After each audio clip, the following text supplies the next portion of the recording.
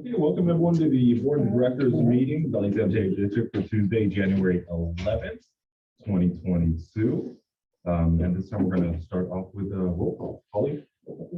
President Scott Sears, Present.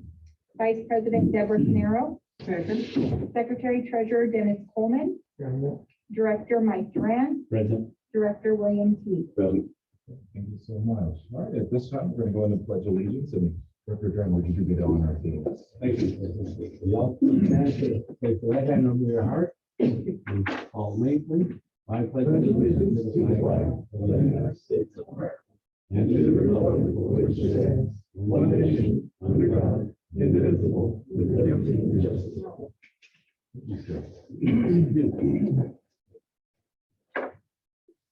All right, now we're going to start something off really good, but is the item number 1.3, the presentation of the GFAO budget award for the fiscal year 2021 and 2022. And at this time, I'd not only like the board of directors to receive the Distinguished Budget Presentation Award from the Government Finance Officers Association, also known as the GFAO, but also like to thank and present these awards to those involved with this major project. So with that being said, I'll give us a little more information about this and all that went into it. I'll pass it to our general manager, Ms. Marshall. Yes, so as you are aware, we have been receiving the annual award regarding the audit for a number of years now. But on the flip side of that is the budget award. That was something that we started working toward the previous year. And it has a lot of the same requirements regarding things like statistical information and everything. But then it also goes a lot further in how we present our information to the public with regards to our budget. And there is a long list of requirements, and there are a lot of hoops to jump through.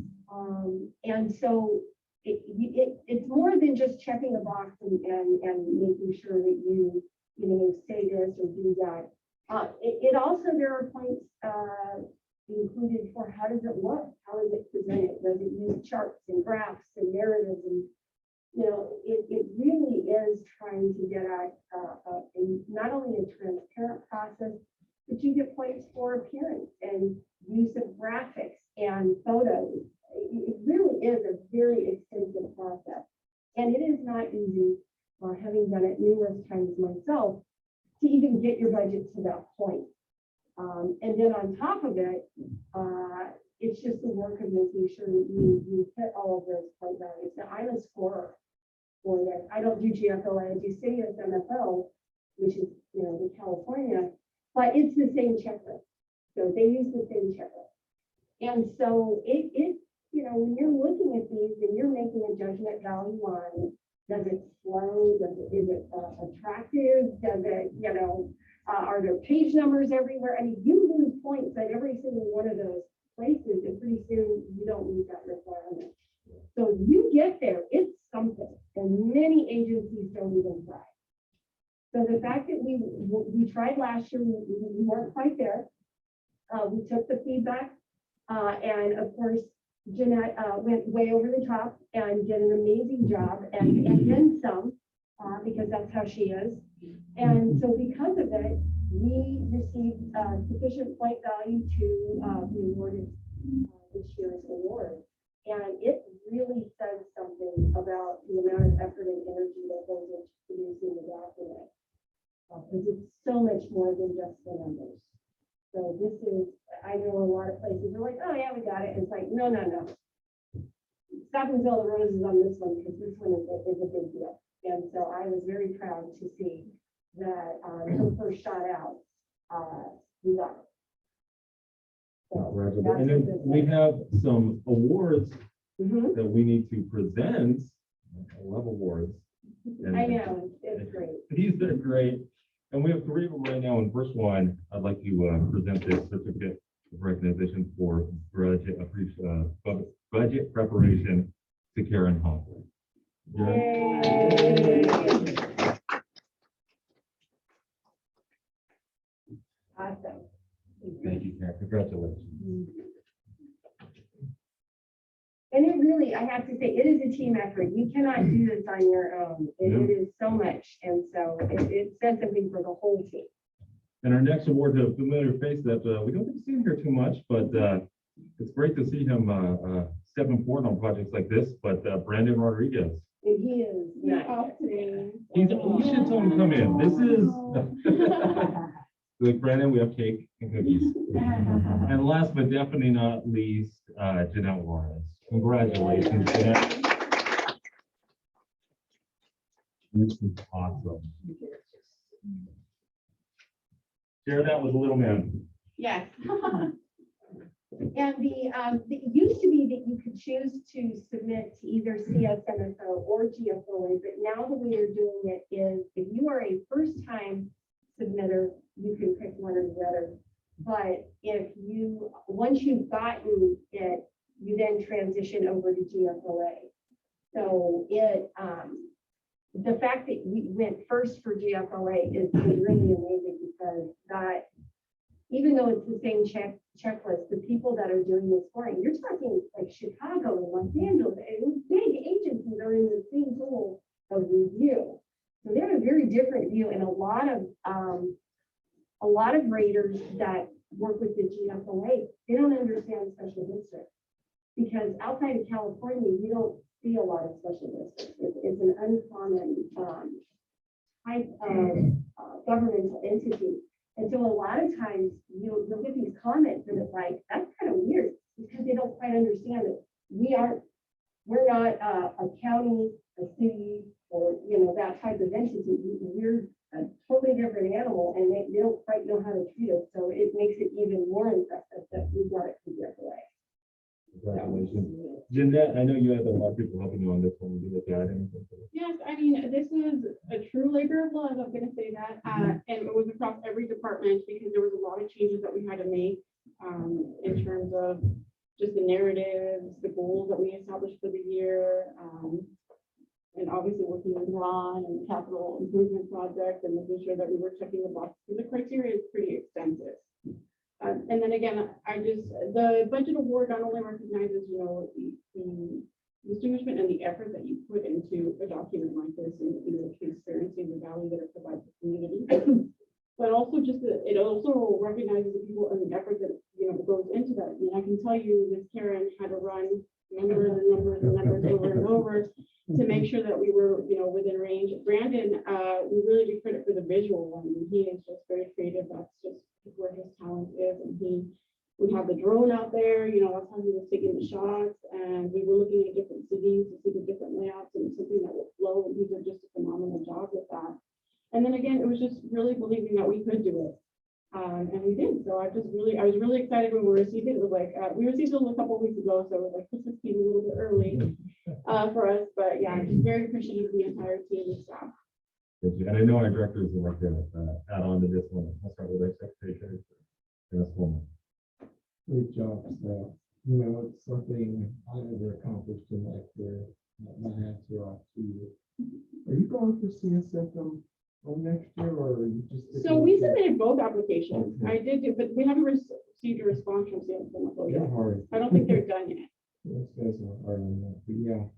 And it's nice to also see you recognizing your staff members, because Karen's more than just a collections person going out there and making sure people pay their funds and stuff like that. We discussed before behind it, and it's nice to see Brendan get acknowledged too, because he's more than just the guy behind the camera. He's very, very bright guy. Business perspective of it as well. He's helping assistants and getting it done, and not to say the least. Great job. So you're going to tweak next year's budget? Yeah, so there were a couple of things that we have to add, and we have already talked departmentally what we've got to do to maintain, because it's one thing getting there, but staying there is different as well, right? Staying at the top, but we're just very excited. I'm telling you, Ron, yesterday that was top shelf.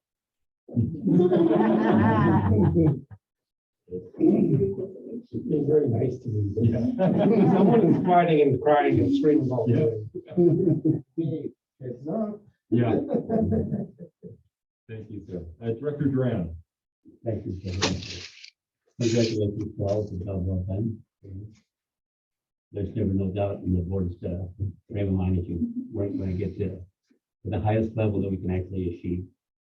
For the people that might be watching us later on the web page, can you just tell us a little bit about the Government Finance Officers Association, when it was established, what it takes to participate, you have to go to classes and stuff. Just a little information. So you do, giveaway, I'm not, let me say if I put it on here. I know the award was established in 1984. You do have to be a member, and this year they actually changed the criteria, but they are an association for the United States and in Canada for, financial reporting. They hold huge conferences. This year will be in Austin, and it is all about budgeting, accounting. They provide classes and frameworks so that you understand governmental accounting ins and outs. And it's actually a very respected association amongst all the governments in the United States, because they're the leaders. When Gatsby makes pronouncements, they're the first ones to come in here and they'll publish and teach. They have a monthly magazine that they do send out as well, recognizing different cities and counties and governmental agencies for their work, not just in budget and not just in annual reports, but also in the work that they do in the communities. They have awards for, I don't know what it's called,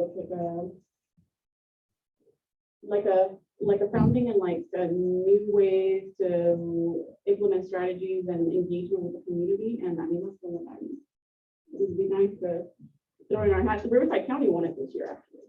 So yeah, they're a very distinguished firm, and they are very no nonsense. Like I said, the checklist is about 3 pages long, front and back, and you have to make sure that you meet pretty much about 95% of it, and you have 3 reviewers, and they will send you their notes on things that you can still improve on. But they are just a way to keep us in a framework that we are performing at top level. So it's really an honor to receive it. Thank you very much for that, and thank you to all your staff members that participated. And this is a fine award, and I'm very happy and I'm sure you're so good. Thank you. Thank you, sir. Director Teague. My congratulations to all of you, but quite honestly, the caliber of this staff today, I wouldn't expect anything less. And I just want to thank you for it. You're the cream of the crop. Thank you. We're very fortunate. And Vice President Carroll. I just want to say congratulations and thank you. I think we should have given an award this year after our board meeting, that we approved the budget, because it went so smooth. I mean, the way it was broken down compared to last year, it was great. I mean, great. And so I just want to say congratulations, great teamwork, and your team has simplified it so much that we can't even think of questions to ask. And that's how I knew it was a great report when I understood it. Like, oh, this is awesome. So once again, thank you guys so much. Thank you, Beverly. Everyone did an amazing job. Okay, we're gonna move on to item number 2, which is public comment. Holly, do we have anyone on Zoom that would like to address the board? Thank you. And I'm Do you have seeing, anybody on Zoom? There is somebody. Yay! and I'm seeing and hearing none in the boardroom. So we're gonna move on to item number 3, which is the consent calendar. Now, the consent calendar does include item number 3.1, which is approved the December 14th regular meeting minutes, and 3.2, approved warrants from December 9th through January 3rd, 3.3 monthly finance report for November 30th, 3.4 authorized tuition reimbursement for Ms. Marshall for district policy in the amount of $866, and 3.5, which is monthly credit card report for November 30th, 2021. And with that, I'll pass it over to our general manager. So all of these are the regular ones. You see nothing really of note, with one exception, of course, is the reimbursement request, which is for policy. When it comes to reimbursement requests for staff, I have that again, but obviously for my own, it would be pretty good. And this is in compliance with policy. And then, of course, once a month we do the credit card report, so you can see any specific questions that you might. And I'll start with the board questions. I'll start with the vice president. Just on the minutes, 6.1, the operations committee. From engineering services manager updated that committee on the recycle water project and added a second on-call person to the collection department. A possible second person. It's not, that almost makes it sound like we did. And it's a possible. Right, the committee cannot approve that. It has to be approved as part of the bigger budget review. Okay, so I mean. But, and you guys wanted more information, which Right. we're gonna be collecting as well. I'm just wondering, the minutes sort of make it look like we did. And We could just reflect that it was a discussion about it, but that it wasn't Right. necessarily Right. approval of it. right. We can do that, with that correction. Thank you. Director T. I didn't want to congratulate her, commend her on being so astute. I don't have any questions with that kind of examination. No, I don't have any questions. Thank you, sir. Director Duran. Thank you. Secretary Treasurer. No questions or comments?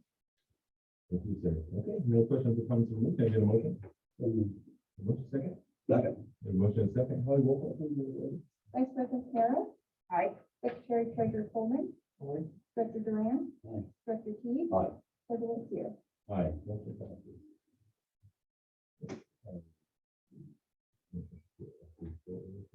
All right, we're gonna move on to item number the 4, which is the public hearing items. Going to 4.1, which is conduct a public hearing to receive input from the community regarding boundaries and the composition of divisions to be established for division-based elections. And with that, I'm going to pass it over to our general manager. Yes, so you do have the staff report there, but I'm gonna jump right into the presentation, which adds both the general information that's presented in the staff report and then the specifics. And so once we get to the presentation, I'm sure the board will have questions. So it's really at the board's pleasure as to, do you want to stop and talk as we go, or wait until the end? I'm good either way. It might make more sense to stop and talk as we go. Just so, yes. I did not send out the script. If you would like the script for the public meeting, I can send that to you. So while we're going through this, because I can go ahead and do the discussion of the presentation officially opening Perfect. the public. So basically, here we are again. I know it feels like we were just here because we did start this process in very late 2019, and then it was approved in 2020, which really just feels like yesterday. And we did have that discussion about what we would do, because we had at that time the option of potentially removing census data. I believe the board did the right thing by going ahead and doing that transition and then just refreshing it with the new census data. Especially since right now, if we were trying to go through the initial process with all of the competition that is out there for everyone trying to get to this data, the limited number of consultants that there are. I think it was a lot easier to do it when there were only maybe 1 or 2 other entities in the valley going through the process rather than everybody. So, so now what we're going to be looking at is really a refresh of our division based on the 2020 census data. So moving to the next item. And Beverly, should we Yes. start with the opening of this? It's really, from a legal perspective, I think I can do this and then still go Okay, into the perfect. hearing at that point. Perfect. I just wanted to double check with the Yes, attorney, no, so I'm no. getting the heavy nod that we're good. Yes.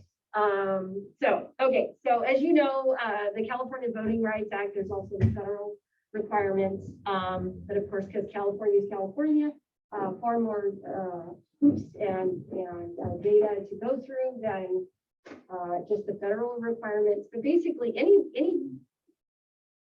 type of governmental entity is going to have to go through this process.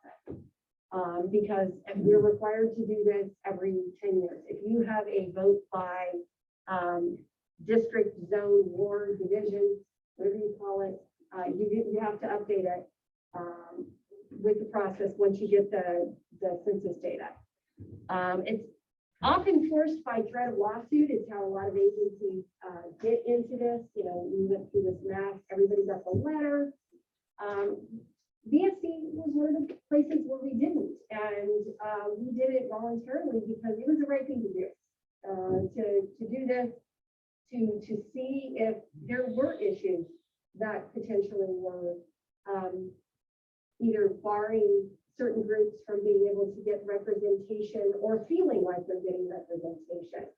And so the fact that we went through this on our own without that threat of lawsuit, I can speak very highly of this board. And the important part of it is the public involvement and input.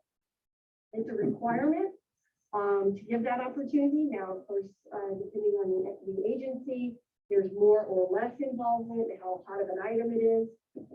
And certainly many agencies in the Coachella Valley have had very contested discussions. And I can tell you that I was paying attention to some like the healthcare district, and they're having some very hotly debated discussions about their maps because, you know, there are certain components of it that are not very finite. They're not mathematical. They're subjective, and that's really where the difficulty comes. And so by converting to this, we had our 5 divisions. We unfortunately did not get public input that last time, but we certainly had all the opportunities for people to get involved should they want to. Okay, Holly? So there's some requirements. Obviously, you use census data. That's a little iffy right now, I will tell you, because we still haven't gotten all of the data from the census agency, but we do have some of it. Obviously, total population is an important one. They need to be equal in size. So there's a plus or minus 10%. And so really what it's trying to say is you don't want one of your divisions to be really big and then other ones to be super small. And somehow that would skew any sort of potential power or authority that might exist. You want to look, obviously, contiguous boundaries. You don't want like islands in places, but you can have a donut if you want one. Topography, geography, other boundaries. So things like major thoroughfares like Fred Waring or I-10. The Wash, right, is a geographical boundary that a lot of developments and stuff follow because obviously they butt up against it. And then communities of interest, which really is where I think the bulk of the discussion happens. And of course, I'll defer to legal on that one. But there isn't a really great definition of it. And so that's where a lot of the heavy lifting comes, is defining what is a community of interest. And it could be in different places, define it differently and look at it differently. And that's where I think a lot of the hot debate happens, is what's a community of interest, and what should be taken into consideration and what shouldn't or needs to be. Next one. So here's our current boundary. And so when you look at this, you see the outer boundary, the blue, is the actual boundary of the district. And then you have spheres of influence, because this comes from LAFCO. And that's where we could potentially have crossover, where maybe our district could provide coverage to that area. But from a voting standpoint, we don't look at that. We literally just look at what is in our district. And of course, if you look, we cover a little bit of what constitutes the city of Azusa. We cover what it constitutes a small amount of the city of Coachella. And we don't cover all of the city of Indio. So even though those agencies are still looking at their own boundaries, their own divisions, we really are only looking at what is within the outer blue sphere that is our literal district. What's interesting is the census organization does not draw census tracts based on any necessarily those items. So we have census tracts where we only have part of the population because the census tract expands beyond our border. So, you know, it's a really interesting approach because the data that we are provided is at the census tract level, but that census tract may not be contiguous with our actual borders. So that's another one of those layers of looking at it. Next one. So we have our total population, which, you know, that's the starting point is just, you know, did we grow as an agency? Yes, we did. Not a big surprise because we know there was a lot of growth, especially in the northern area. And of course, that's what we saw. Largest increase was north of I-10 because that's where we have a lot of open land. It's where a lot of the development's been happening. And so, of course, that is going to affect our maps and our divisions. There was an overall increase in people reporting as Latino. Once again, not a big surprise. And there were other key demographics that we were able to look at last time: age, language, employment, education, housing, rent versus own, those kinds of things. I do not unfortunately have that data yet. It has not been released all the way down to the census tract level. So looking at the next slide. So just generally, what are we looking at? So 75% of the population within our boundaries reported as being Latino. This is similar to what the city as a whole observed. Interestingly, this time around, we have this category called multiracial. So there's a lot of discussion about, obviously, it's not like suddenly people became multiracial, but that became an option for us to report. So in our area, we have 2%. Now, where they might have reported as being, whether they were in the Latino population before, or white, or other, or whatever, now we break that out a little bit.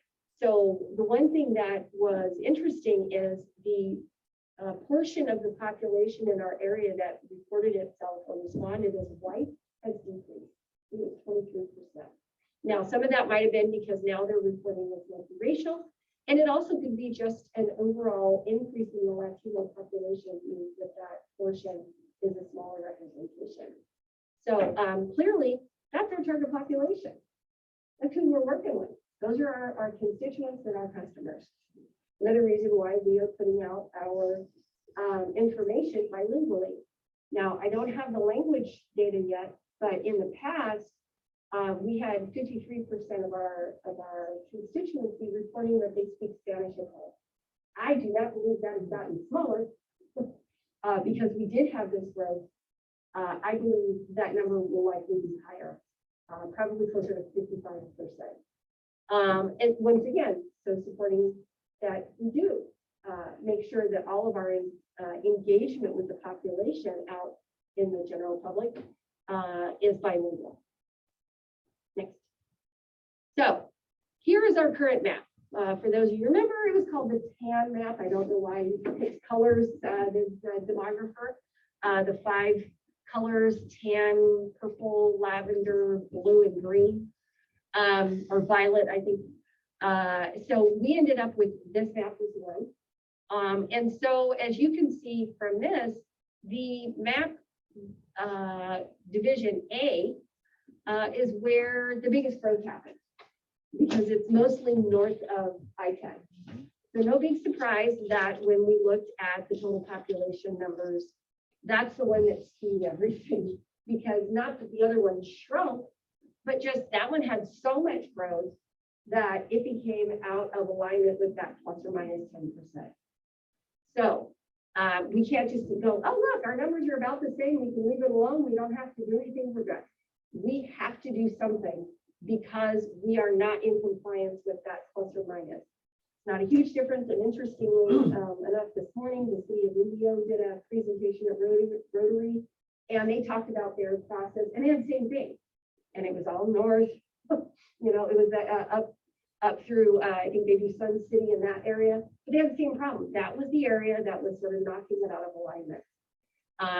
But we did have some growth in other areas, so it wasn't just that one area, but that was predominantly a large portion of the growth. And the reason why we can't just let it ride for another 10 years. It was too big of a difference. Okay, so that's what we're having right now. So this is where you can see what happened to the numbers. So in the past, those numbers would have been relatively equal, not exact, but you know, a very similar in number of total population. When you look at there, clearly the category or the division A grew a bit. And then when you compare it to something like division C or E, there's a really big difference. I mean, the numbers aren't huge, but percentage-wise, it's too big. It's too big. It is not what we would call relatively equal in size of population. And we also know that in the next 10 years, that's where probably most of the growth is going to be. So it's only going to compound and be a bigger issue. So we have to address that in some way so that it meets that requirement of being relatively equal in size. So now there's a requirement to have more than one option, but not necessarily like, oh, you have to have 5 maps, or but you have to give options. You can't just be, oh, here's the only option. So I looked at the districts and I said, really, there's only a couple of ways to do this that make sense. I mean, there's little fine tuning, but for the most part, given the way our population is oriented, our topography, geography, and everything, there's really 2 ways we can go. North and south, east and west. I mean, that's really, and you can't really have like a little circle. It just doesn't work because of the way the natural like major thoroughfares, and especially when you start looking at things like HOAs and developments that have their gated communities, and you don't want to start slicing those up because that's part of that communities of interest. So in talking with the demography geeks out there and sort of who's doing what and what types of things they're talking about, there's sort of 2 camps. One is fine tuning and one is throw it all out and start over. So those are kind of the 2 approaches. And when I looked at the different options of how we could address some of the out of alignment while still meeting all of those requirements for following natural boundaries, geography, topography, making sure you have contiguous borders and things like that. What I determined was really there were only 2 options. One was generally looking at where we are, sort of that east to west, which is how we're aligned right now. And the other, and that was more fine-tuning. And then there's throw it all out and start over. So this is option, I just called it option 1. And this one is sort of the throw it all out and start it all over, and looking at it more from a north and south perspective, which is very different from how we're aligned right now. So when you look at this, you can definitely see, following like natural lines, major thoroughfares, trying to find communities that generally are together, have shared interests. The one thing that's really different this time around is looking at the previous map. One of the issues was that one of the 5 divisions, one division, Division A, was the only one that did not have a majority of Latino population. That is not the case this time. Every single division, no matter how you slice and dice it, has a majority.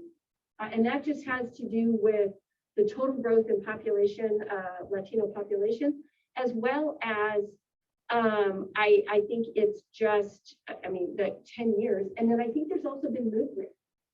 Like people move around.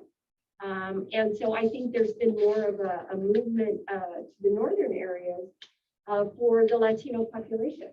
And because of that, we are seeing a greater representation in the northern area. So every single division has a Latino majority. That's just the way it worked out. I couldn't find a way where it didn't happen. Not that I was trying to, but I was just looking at that, and that's just not an option. So looking at sort of starting all over and not using the same considerations last time, and just sort of starting from ground zero as if I was drawing this for the first time.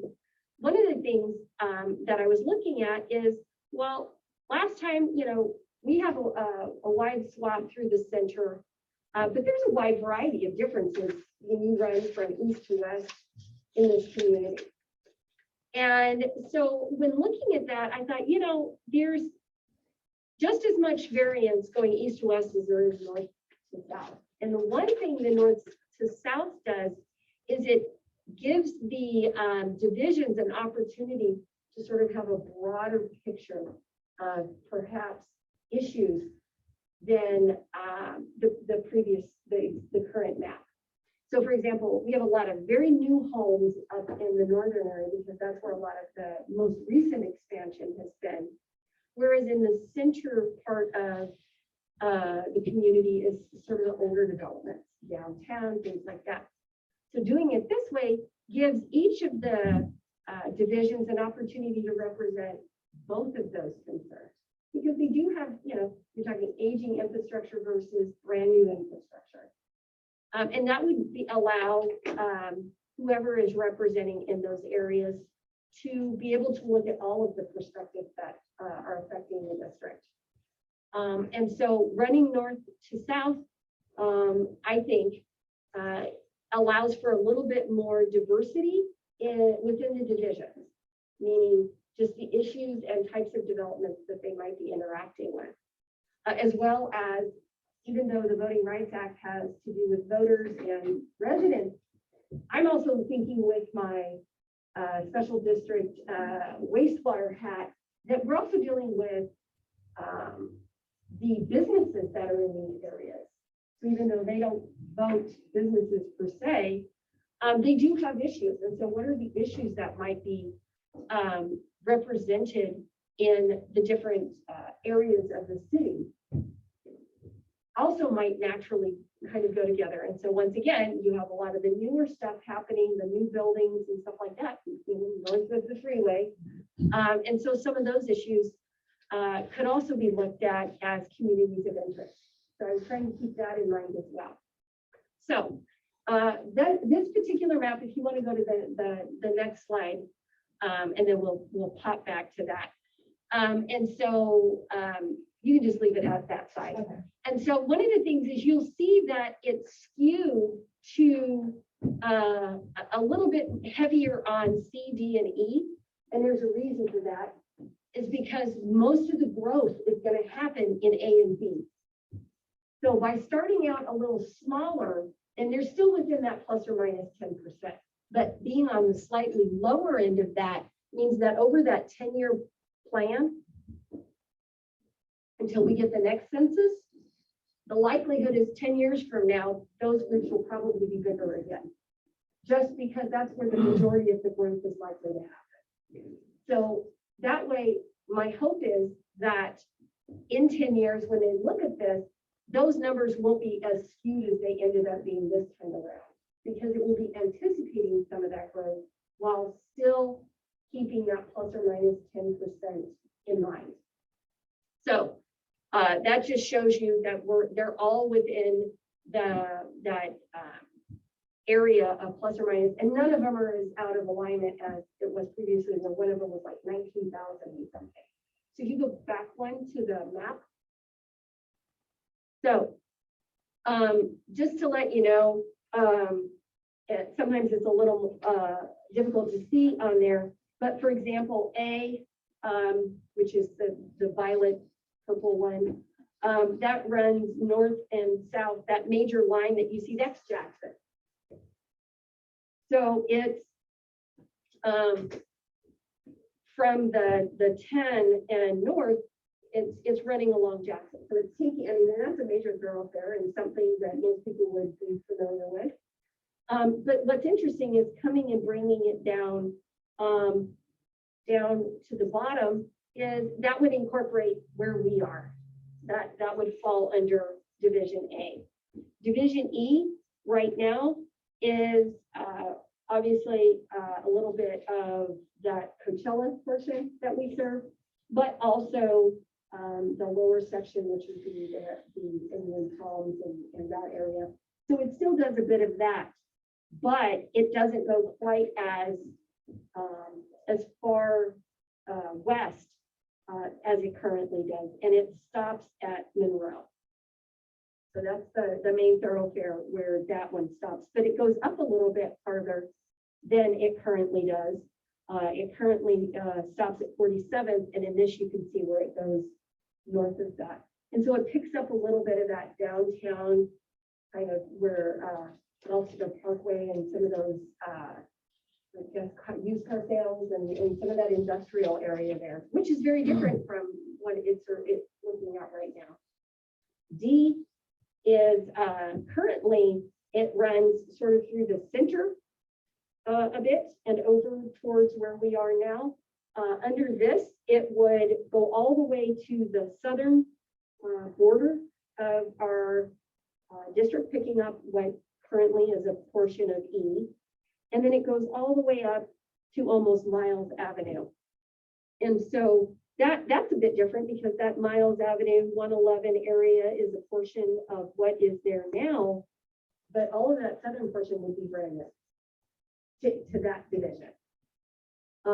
Then you have continuing work to the left. C currently is some portion of that is already there, but it goes out in that little jog that goes out towards Westward Ho. That's currently part of B. So B is the one that really stretches out the whole width of the district.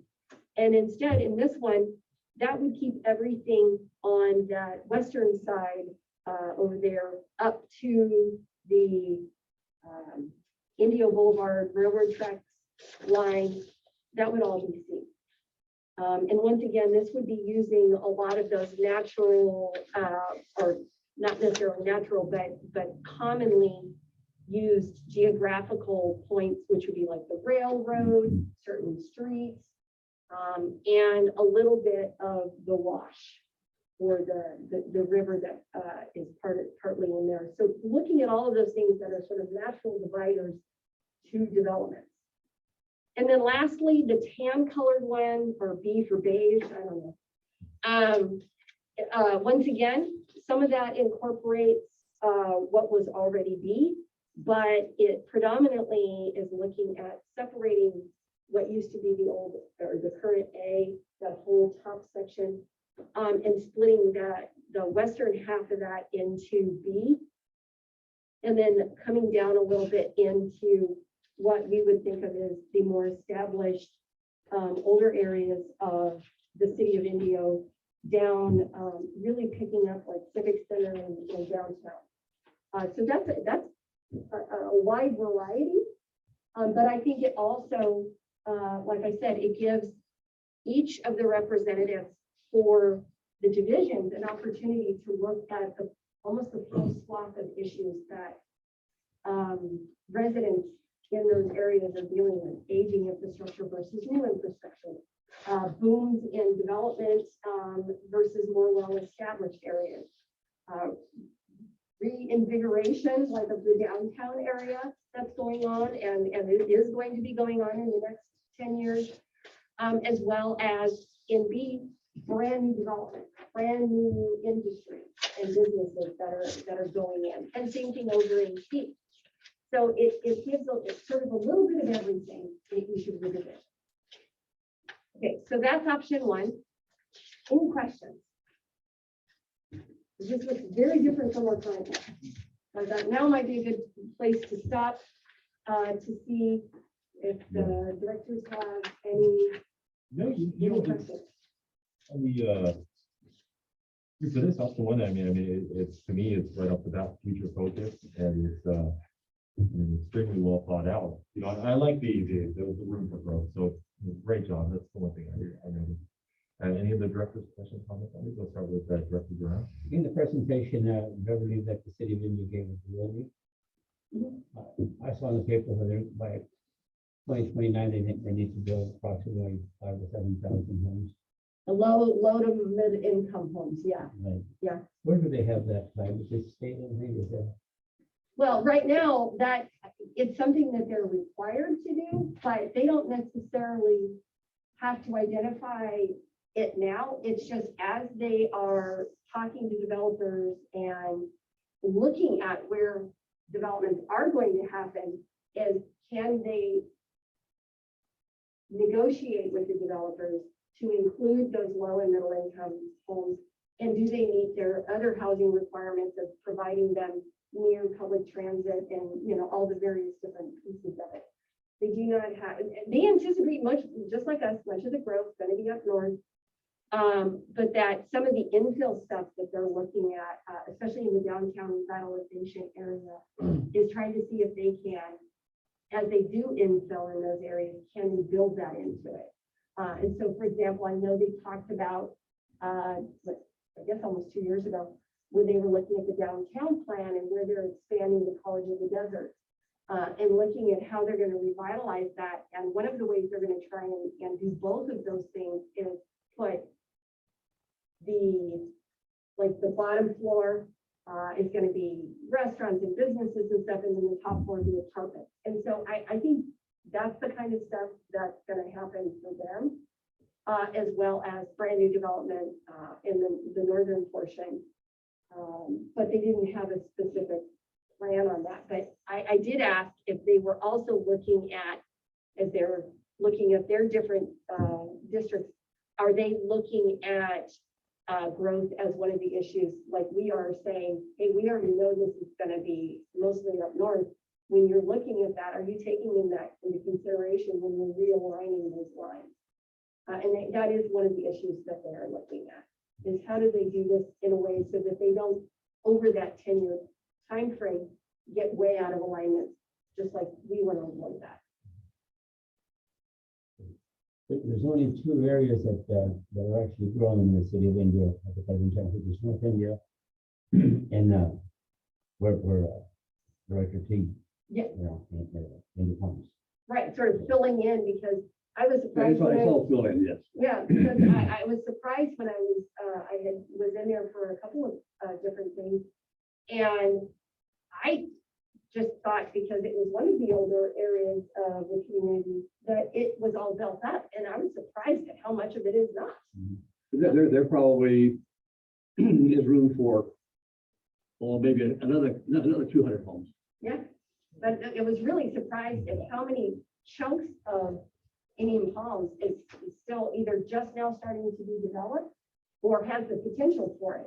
Because when you're outside of it, it doesn't look that way. With the condos and the houses that are there, I think they represent about 2,400 homes. Mhm. And so, That's still quite a bit of growth potential. but then, the other thing is probably a third of those homes are Canadians, Yeah. are people, a lot of us are people from just part of Congress, from Washington and the Pacific Northwest. Mhm. Then we got them here from Iowa, from all over. Yeah. So, And everybody that, out in the snow. well, and that's an interesting portion of the conversation I had with the demographer group, was that the Voting Rights Act is focused on voting. But with us, we look at things like Prop 218. So you cannot vote, never vote for one of you or anybody to be a representative, but have an impact on Prop 218 because you own the property. Mhm. So those are two very different issues. And unfortunately, one piece of information that I would have really liked to have had is the housing status, which is do you own and do you rent? Because I think that would also tell us something about who we're serving, because we, just like many other places in the Coachella Valley, see a growth spurt from November to April, and then we shrink back down a bit to just the year-round people.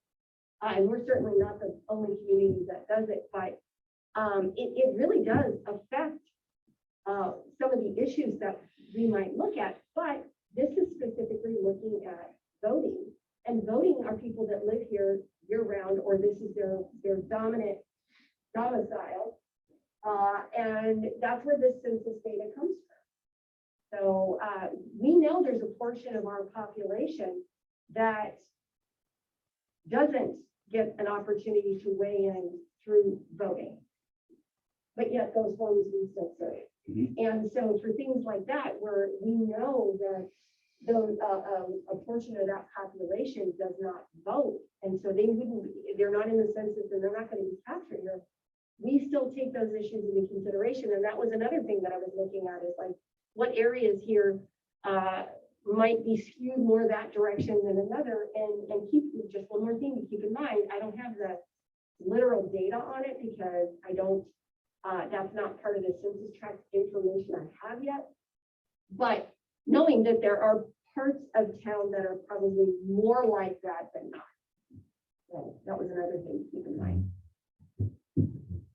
What is the biggest spheres of influence? Do we go all the way up to Avenue 50 and all the way up to, because when I go down Avenue 44, part of it turns into Coachella. Yeah, Some of the, yeah. you know. I'm just looking on here. So we stop at 40, what is that? 40th? Oh, 40 at the top. 40 And the at 40th, bottom. We and go then to down at 50 the a little bottom. bit, but not much. Yeah, we typically, with just a little bit of it, we stop at Avenue 40. I didn't even know that was in there. Oh, I'm sorry. I'm stupid. I do the same thing when I get shot. Excuse me. I thought you saw me refill it. So yeah, so we go. So yeah, so typically 49, Avenue 49 is the bottom, but then we have that little bit of Director Teague's area that does go down to Avenue 50, and that's between Jackson and, what is that, Monroe? Yeah. So we do have that little bit, but the rest of south of 50, we do not. That's a mile, that strip is. Yeah.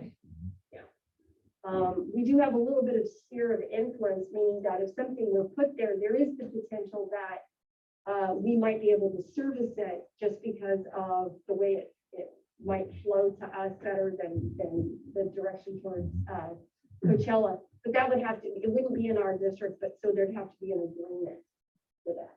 Because I know that there's talk behind my house that they wanted to bring in some multi-unit complexes. So they're probably thinking about that. Yeah. Yeah. Yeah, and there is lots of, I mean, we have all the polo grounds, and who knows what will happen with those.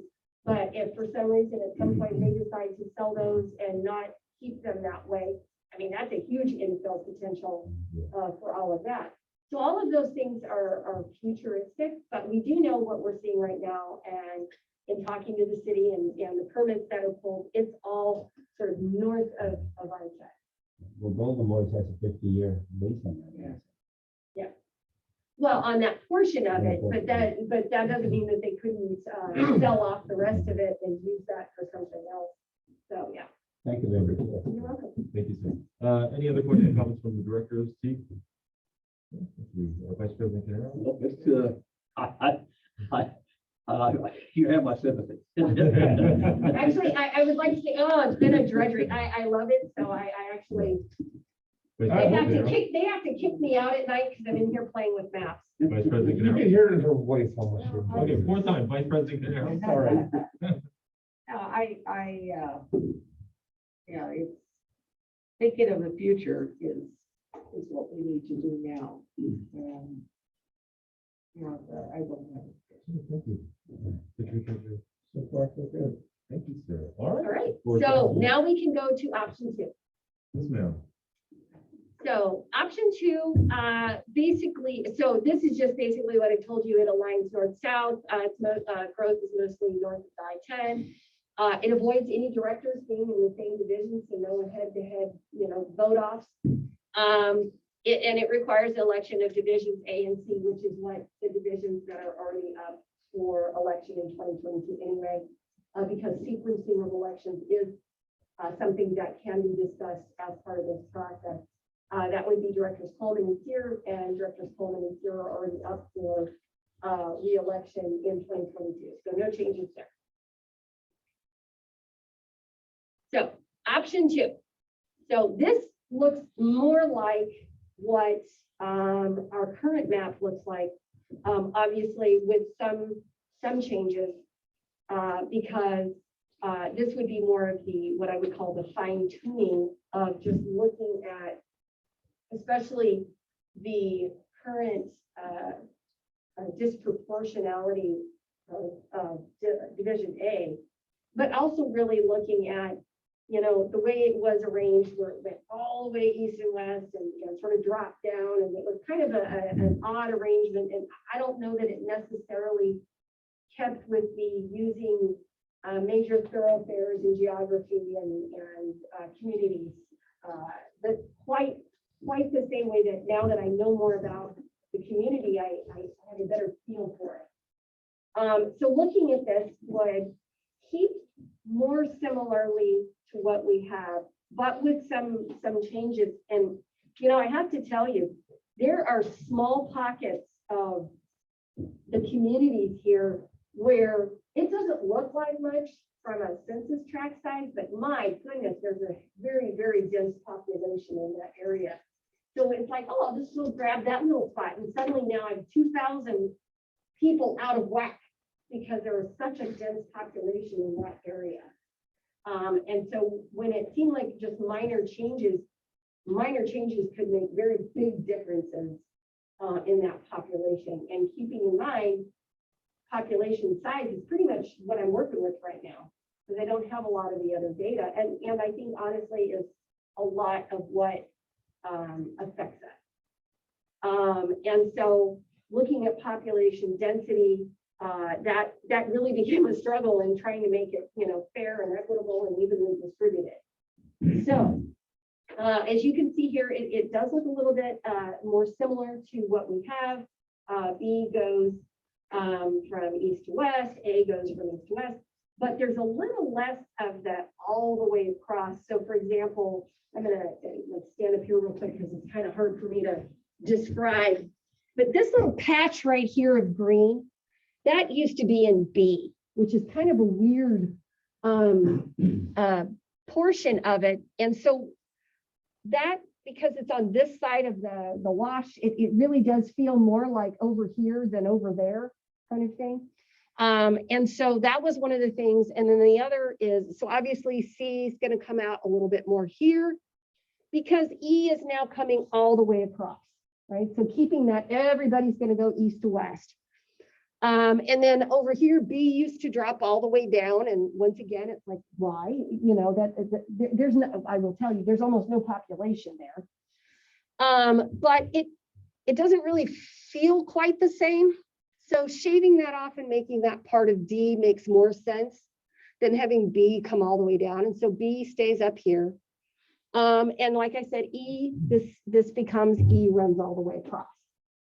So once again, still trying to use major thoroughfares, geography, trying to avoid splitting things, communities and things like that, while also trying to maintain that sort of general, you know, from east to west, which is what we're more or less like right now. And still addressing population. So if you go to the next slide, you can see how the population, once again, stays relatively even. The one really interesting thing here is just because of the east to west portion of it, Division D, which is the light lavender color, is smaller, only because it was, I don't want to say impossible, but very, very difficult to add just enough to make it similar. But then once again, it's that highly dense population because D is like the center section of Indio, and that's the older, more developed portion. It's also more densely packed. Your more apartment complexes and multifamily. And so a small census block has a lot of population. So it was very difficult to try and grab another census tract and not go over. And that's what I ended up doing. So one was gonna be high, one was gonna be low, no matter which way I did it. And this one just made sense based on sort of following streets and geography and stuff like that. So that is one difference, is the skewing is a little different. But as you can see, it's still keeping Division A smaller, because predominantly that's where we anticipate much of the growth is going to be in that division that's above I-10. So go down one more, and I'll show you the major points, and then we'll pop back up to the map again. So again, this is aligned east and west. It anticipates growth mostly north of I-10. One problem is there now are in one division 2 directors that would, we'd have to talk about the sequencing of elections and how we resolve that. And the way to do that, of course, is to have the election, obviously for A and C, that was already going to happen, but now throw D in there. And then that addresses that director from Division D, which is now sharing Division C. Because there would be nobody in Division D. Not currently, or not in this arrangement. And so you would have to obviously elect someone for that. And then you would have to address the Division C, which would have 2 directors in it and is up for election anyway. So now if you want to go back up to the map, I am happy to answer questions. Questions, comments? Director Brown? Just for clarification, Beverly, could you tell me that the directors are what color, so I can make sure that I think. Oh. Okay, so currently, I kept the colors the same because I felt like that was easier to follow, and I kept the names in it. So A is right now is Coleman. Director Coleman is in A. Actually, if you can go back to the very first map, which about 6 slides back, which is our current. Yes. Okay, so A is Coleman. B, which goes all the way from here and all the way down to here, that is Director Canero. C is Director Sear. D is Director Duran. And E is Director T. So I kept those same colors for those divisions just because I felt like it was easier to follow. So now if you can go back to the one that's option 2, you can see where that changes here. So what happens is, so A stays, pretty much the same. It just doesn't come down quite as much. B generally stays in the center. C is where the difference is, because before, this portion over here was in Division D, and that's where one of the directors lives. So that means that C and D share the same division, 2 different people. D now has no one because there's no one that lives in the area currently on the board. E still includes the director that's currently there. Even though it comes all the way over here, there wasn't a director over here, so that's where that didn't affect it. So I hope that makes it a little bit easier to track. To me, that has a better alignment. Well, I mean, you've got the north, south, east, west. I mean, they both have pluses and minuses. And I think the one thing this doesn't do is give that sort of shared, like A and B, where the way it was before is by them coming north and south, they get that wide swath of both old and new. Here, I mean, A is predominantly new. B has also a lot of the newer areas in it, whereas C, D, and E continue to be the more established portions of the city. And so then you have, discussions about aging infrastructure here, but up there it's mostly new. Do they have the same issues? So when you talk about communities of interest, that's where it's that vague, what is a community of interest? And so once again, with this, the portions of the population that are Latino.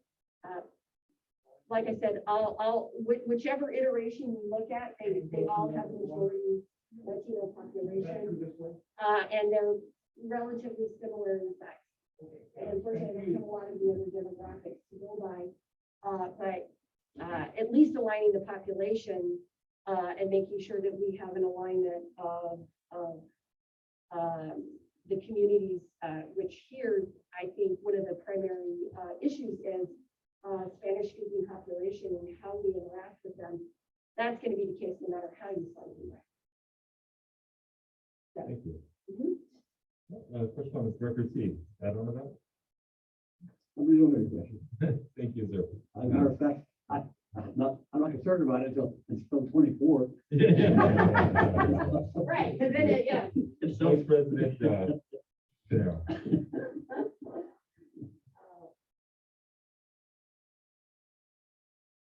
Having two directors in one area. You have such a strong team right now. I guess, and that's my only thing. We have such a strong team. We've come a long way. But,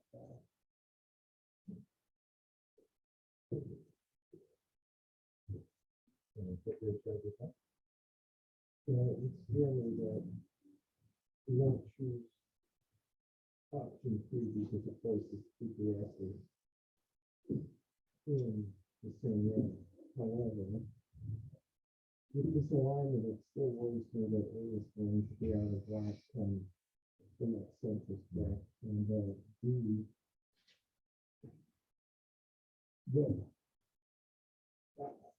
looking at this one, I think A is going to pass the others in the next census back to this option, and B is still going to run A and B on the smallest one.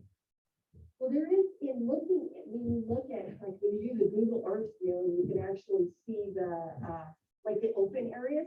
D actually has open areas. I mean, there is infill opportunity in D. And so, unfortunately, future growth is really not one of the primary areas that we can consider. I mean, you could say it's a community of interest, like how much growth is going to happen, but you still have to maintain that plus or minus 10%. So I can't short out A in anticipation of that more than I already have, because then I would be out of alignment with that intent of plus or minus. And so then that becomes an issue. Yeah, but realistically, that's exactly what happened with the North and South. Yeah. Because by splitting up A and B, you kind of killed the short-term requirements, and Yeah. quite frankly, in the long term, it still would always project it work out, because vacant land is one thing, it's just what it's zoned for, and what the reality of what it's going to become is another, because we can have vacant land that's zoned industrial or all this other stuff, and notwithstanding the questions that the rest of the land about low and moderate income housing and all that, which is really not our thing. There are other ways they can accomplish that, but quite frankly, buying existing apartments and changing the nature of the neighborhood there in terms of meeting your housing numbers, which. Well, and the other thing that they might look at is rezoning. And so that's also something that they can do and is encouraged in meeting that plan. So we don't even know that what's currently zoned for one thing won't change over time to be zoned for residential. So there's a lot of things that can happen in 10 years. And it's one of the reasons why they don't specifically call out the item of future growth as a specific thing for consideration, because there's too many things that could happen in that 10 years. So it really focuses on communities of interest. I think is where you really get, that's where all the debate is, because that's where all the hotly contested items are when you're talking about voting rights. Is how do you define a community? Sometimes it gets caught up in this is based on race or ethnicity or something. I can tell you right now, one of the proposed maps for the healthcare district, one of the hottest items on there is that one area they're saying of rental units and lower income housing units in with a more established 55 and older area. And one of the complaints is, wait, the people in that area age-wise are younger, they have kids, they're looking at, school issues and all of this other stuff, and you're combining them with a group that is retired. Basically, there's very few school-age children, and the issues are completely different. How are you saying that we look alike? How are you saying that our communities have the same interests and should be represented by the same person? And that is a pretty hot discussion item, interestingly, that difference in, I'm at a stage in my life where especially as a healthcare district, my issues are very different than when you're talking about people who are starting a family and have young children. So communities of interest are where the hot discussions happen, because it depends on what you consider a community. It's not just a physical location. Yeah. And so that's we're trying to look at our district and what things might be a community of interest is more than just a physical development, HOA, or that kind of thing. So that becomes the fuzzy gray area of the discussion. Thank you, sir. Yeah, and just to me, it's just, I still go back to thinking, just on what the data you provide us as option one is more future thinking is relevant, and also lets the directors bear off into different communities, different demographics, which we could see them going for open houses, getting out there, being more engaged in the community. That's just my guess. And one of the things you can, but it should not be the overarching reason, is to avoid two directors in. Yeah, totally. You can consider that, but that shouldn't No. be the end all and be all. So On my thing, I just see one of the biggest thing is that, on like option one, it allows A and B to grow relatively with still being in balance and still being, equally representative, whether it's in 10 years, I think we'll see those numbers to where we're equally representative for, with option one. I mean, just based on the graph that you provided us. So then, just as a caveat to the discussion is also the sequencing of the election. Like I said, we would have a need to, for option two, to have an election for D, because clearly there wouldn't be someone in this option, there wouldn't be anyone in D, so you would have to do that. You would have 2 and C, and then obviously A would normally just be up for election.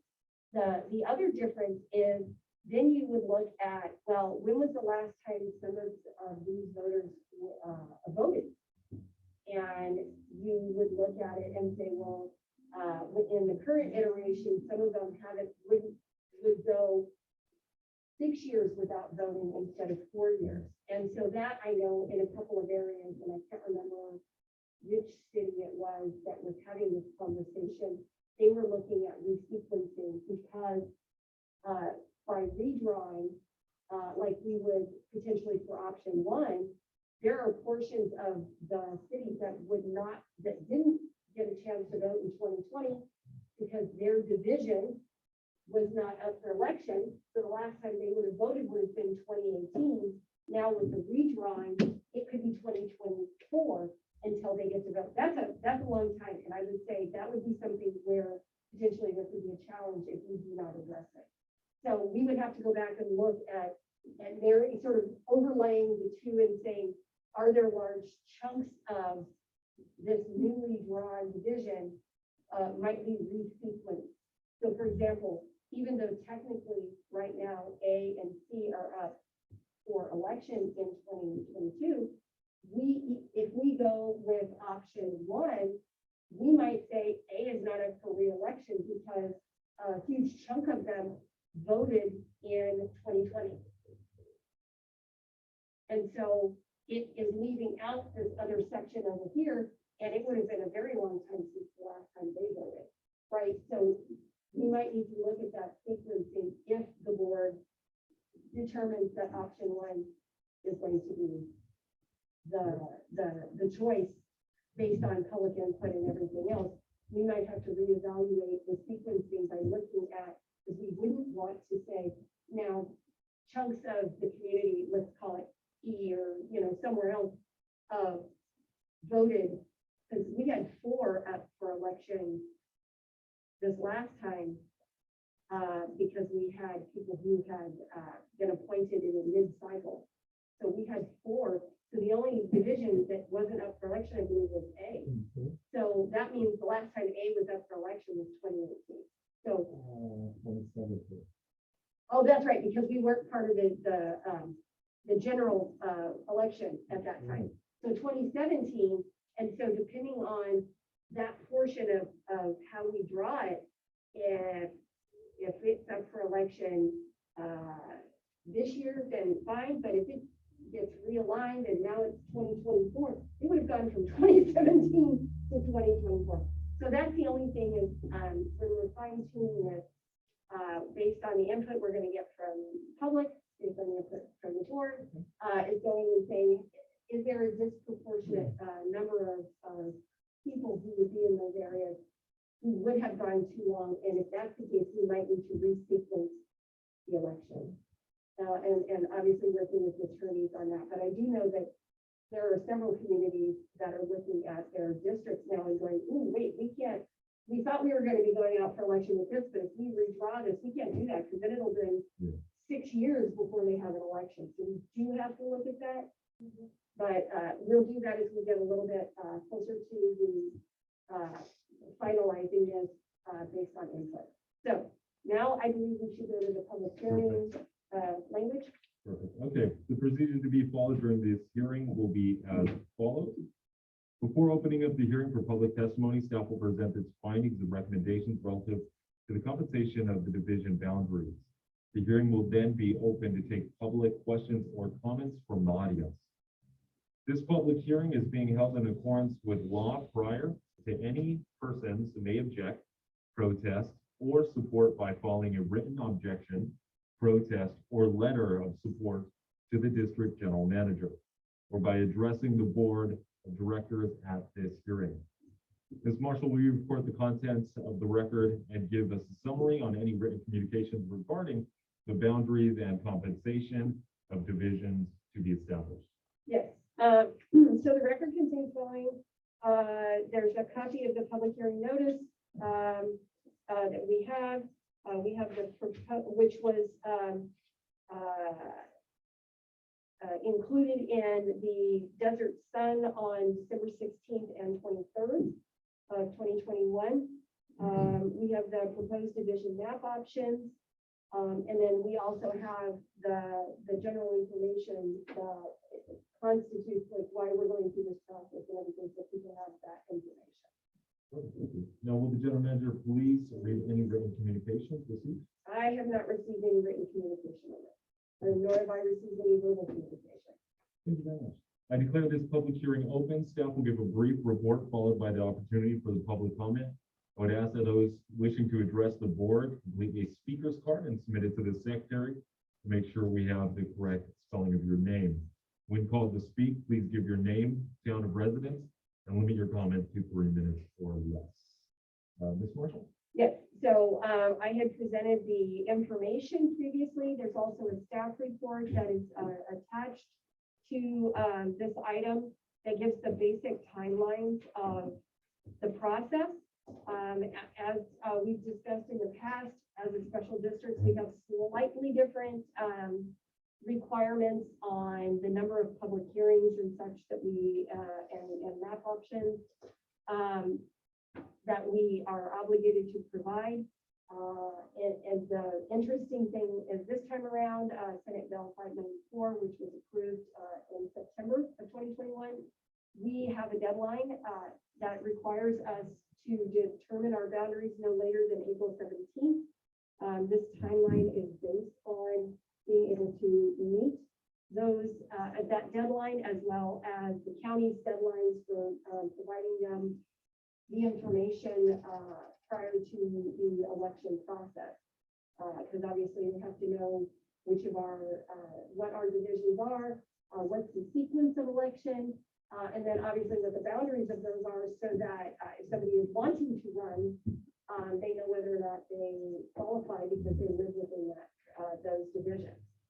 And so based on that, today is the public hearing one, which would be to, these are draft maps, to get any guidance or feedback that I might get, so that I can take that and then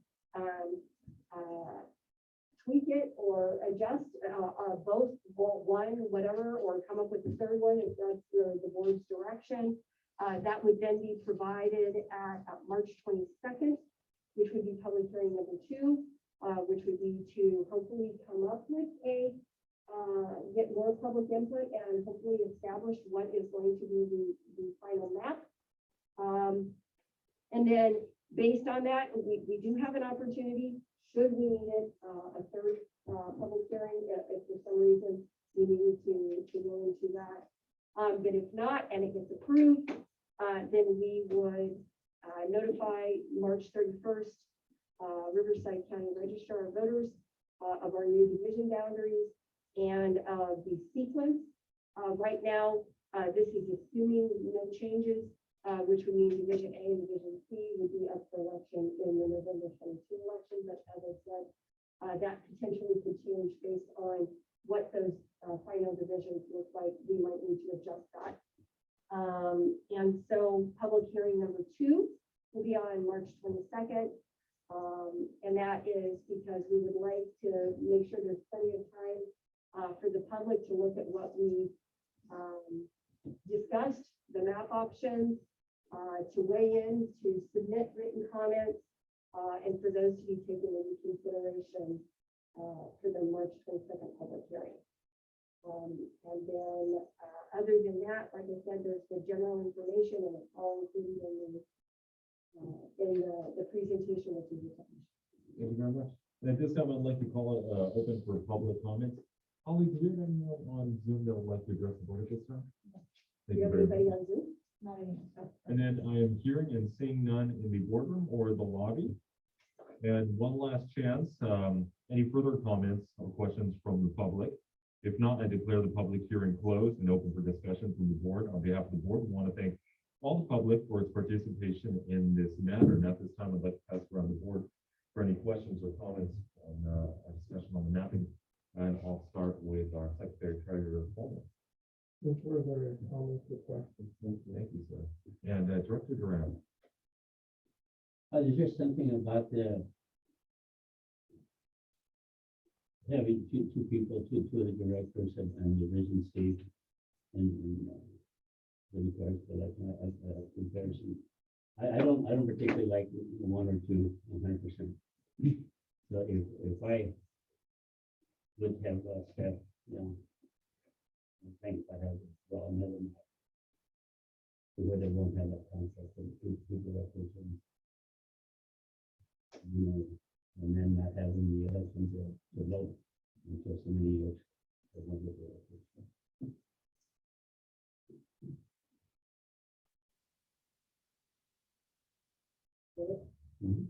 So I just to confirm, you'd like another option that is takes into consideration one, no head-to-head, as they call it, head-to-head elections, and also does not allow for reconsistency. I can tell you, I'm going to be perfectly honest, I don't know if that's possible to do both. Because option 1, with the north-south arrangement, obviously avoids the one, but potentially might need to reevaluate the frequency just because of who voted, where people aligned as far as voting in the 2020 election. So that obviously there's a bigger possibility of the sequencing with option 1. With option 2, less likely because it flows very much like it currently is. There's not a huge difference but obviously has the two people in the district. As I said, the biggest issue I had with trying to keep the alignment east and west and get enough people out of Division A so that we get away from that much larger population, is that this is the center here is the densest part of the city. And something that looks like, oh, I'll just shave that little area could be 2,000 people. And so by following natural topography, geography, major thoroughfares, and things that make sense, by the way, one of the things you can't see here, and I don't know if our attorney might have an opinion on this, but the way census tracts are drawn do not necessarily follow streets. Communities, meaning, saying like they might completely bifurcate an HOA or a wall within a development. They don't take any of that into consideration when they're looking at census tracts. So that's not as easy to see on this map. But when you look at the census tracts themselves, it becomes very difficult sometimes to, like, there's a circle census tract. How do you divide a circle? I mean, it's really odd. And so when you start doing that, suddenly I can't meet some of the other requirements that are in the Voting Rights Act. So I will certainly be taking a look at that, given that feedback. And I just want to say, that's why you have these two options, and they have two different issues. It's because one was basically trying to avoid the one problem, and the other was trying to avoid the other. But I will go back, definitely, keeping that in mind and seeing if there's any fine tuning.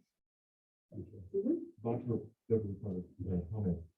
I'm not sure I got the question. What was the question? Oh, just generally that the difficulty is the census tracts. I don't know if you, because I know, and the reason why I keep pointing it out is DB&K is doing some demographic assistance to some other communities that they work with.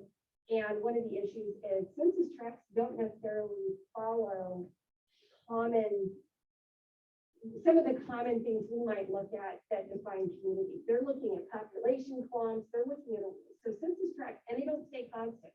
So this year's census tracts are not the same as 2010 census tracts. Right, they have a logic of their own. Yep. You call it logic? I'm Well, I gonna give don't you know. bonus points. I know the jurisdiction back there is far, exactly what you say, working within census tracts to make this work. And we have, I mean, you can divide census tracts without, you don't have to follow. But it's just awkward, right? It becomes difficult when you report it to the county office of voter registration, when you're telling them they like it's this or it's that. They like it to make some sense. Now it doesn't have to, but it's helpful. Right, and it's hard to figure out what the numbers are if you're not doing the census tracts either. When you don't know how much does anyone have. Right. So certainly we like to follow census tracts. I don't believe it is required because as you suggest, it's just, I mean, it's a giant puzzle with all these different factors and trying to come up with something that meets all the criteria. It's like, Something's gonna give. One of the criteria is gonna give, no matter which map option you pick. So I know that other jurisdictions are looking at the same issue. It's just, it may be slightly different just because their community of interest may be different. And so whatever the key point that they're trying to get to is different. I would say that you have more flexibility here than you have in other places because you don't have all the public input, all the really concerned interest groups kind of focused on you. So you've got more latitude to favor one kind of a criteria than another because there's no one out there, quite frankly, that's going to challenge you, right? That's just a kind of pragmatic thing. Right. And that's why, look, absence of that public input, which I would love some public input would be great. But in absence of that, I sort of fall heavily on the items that are defined in the Voting Rights Act, because the communities of interest are usually defined by the community's public input. In the absence of that, I'm looking at topography, geography, keeping things contiguous, keeping the population relatively equal, those things, because those are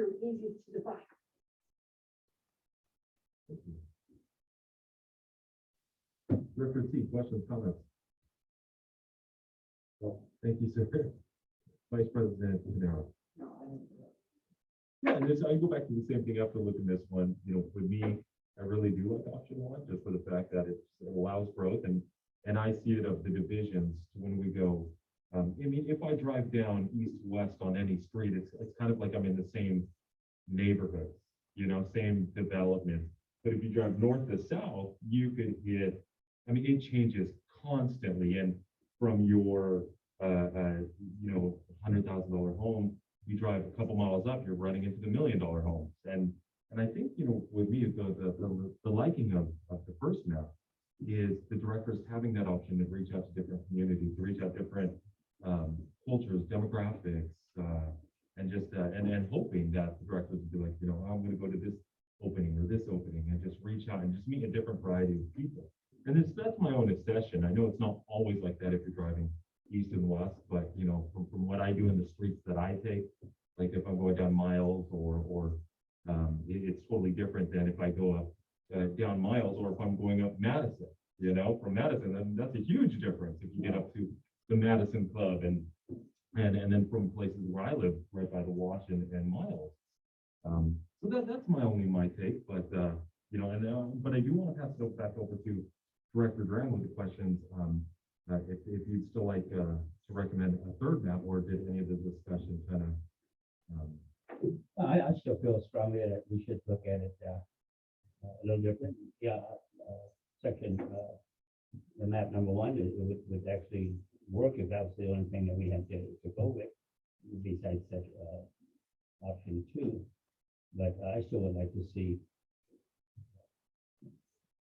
I'd like to see a little bit more emphasis put on it to see if there's any way that we could come up with another map and see if it just, you know.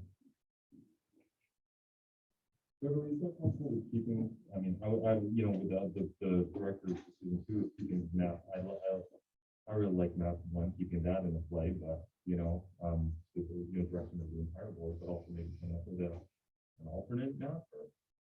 I certainly could look at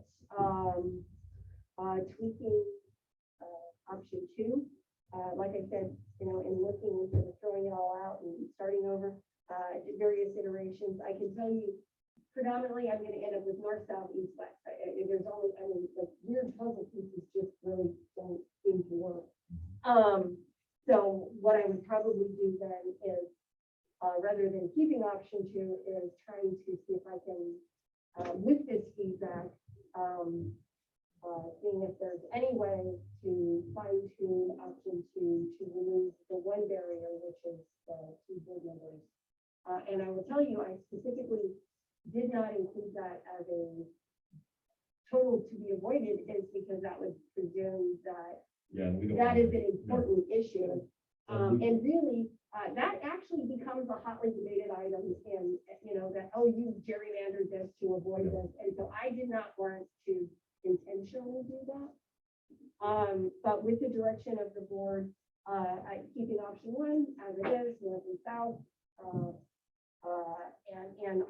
when I bring it back at the public hearing, we'll be having some of the information about would there be a potential for a sequencing concern. I can go back and look at sort of, like I said, overlaying it and seeing there's some small areas, probably not an issue, but if there's a particularly large chunk of the population that would be affected by it, then I can hopefully bring some of that back. And then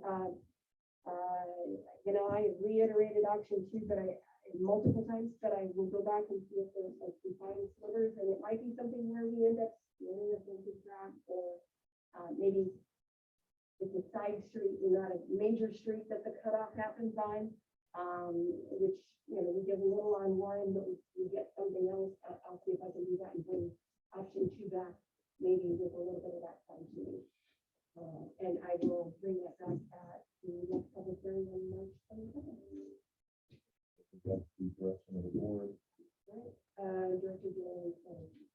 Yes, sir, I think that's And if you could actually forward me any information that you have, guidelines that you have to go by to make this decision, or instructions to where I can get it on Yes, like I said, the items that I've mentioned, but I will also, I have a handout, it's actually sitting on the printer, so I can get that. at the end of the meeting. And that might just whiten my, writing a little bit more to know exactly what you're up against. Yeah, it really, it's there aren't a lot of hard and fast things.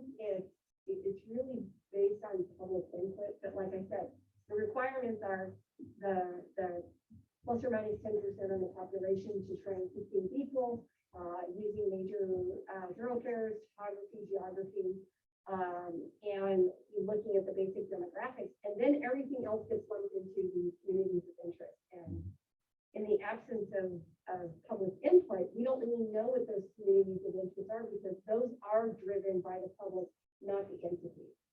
That's the hard part.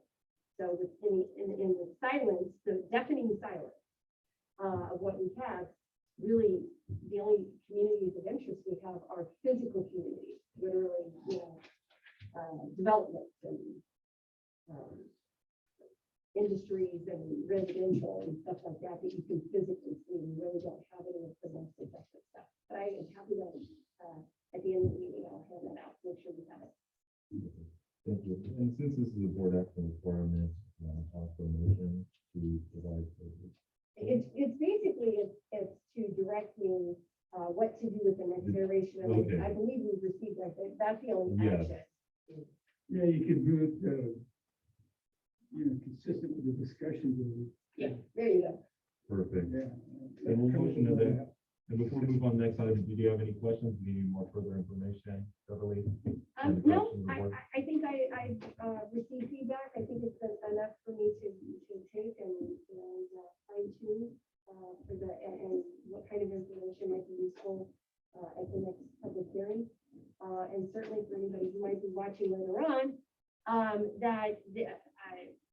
there is no problem with the public interacting between now and March 22nd. They can certainly look on the website. We've got our existing division map. They can look at this presentation. If they have any particular issues that they think need to be concerned, that we need to look at, they can submit that. They could also print out a copy of this and doodle on it and make their own map if they want to and send it in. So any of those things are, the door is not closed just because they're not at the public hearing. And then the March 22nd, certainly if I get any input, I will happily add that to any of the issues that I bring back. All right, thank you very much. We have to make a motion, or we just? Somebody, yeah, let's have a motion. Let's have a Okay. second.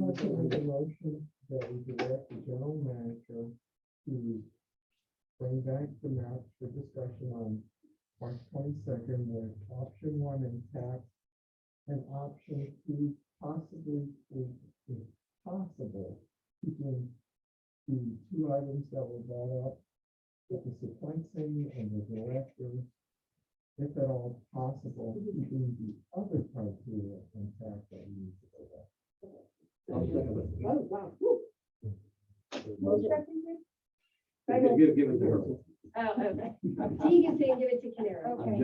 I'm generous. I have a motion, and a second, roll call, please. Mr. Teague? Aye. Dr. Duran? Aye. Secretary Treasurer Coleman? Aye. Vice President Canaro? Aye.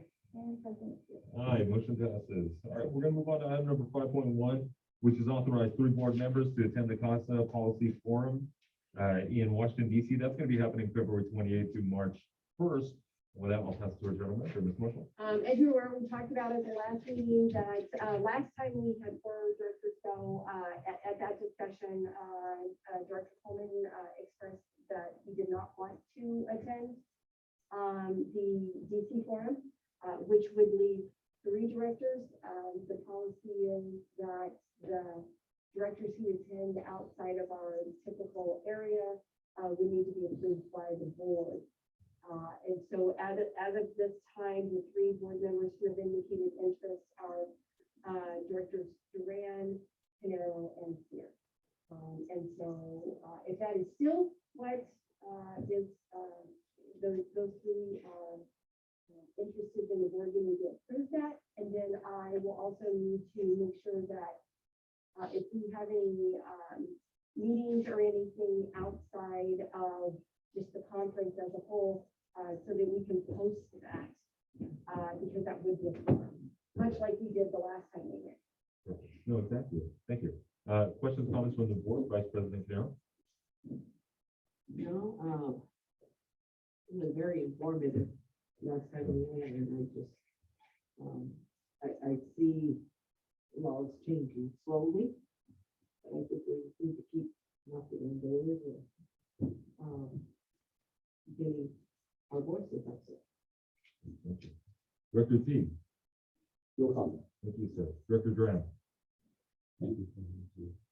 I do remember the conversation that we had, one of the board meetings.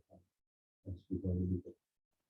With COVID and all everything else that's come out, I like to sort of just put my reservation on hold to see exactly how it materializes in the future, because some things that probably be there's a bit available, but I don't think it'll be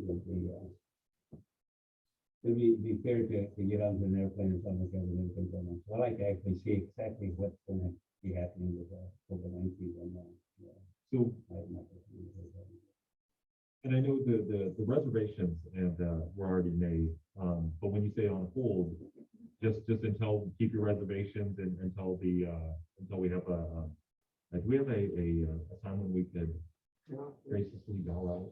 At this point, I don't have a definitive date. It's really a combination of when the hotel rooms book up, Perfect. and then obviously the cost of flying, which of course, Yeah. usually goes up because you have fewer seats. So as far as registering for the event, I think if we have not registered them yet. So I think even, especially with this particular conference, we could probably register very short notice. It would just be a matter of being able to get flights and stuff like that. So we That's can something we would certainly- have to yeah. do pretty soon. Yeah.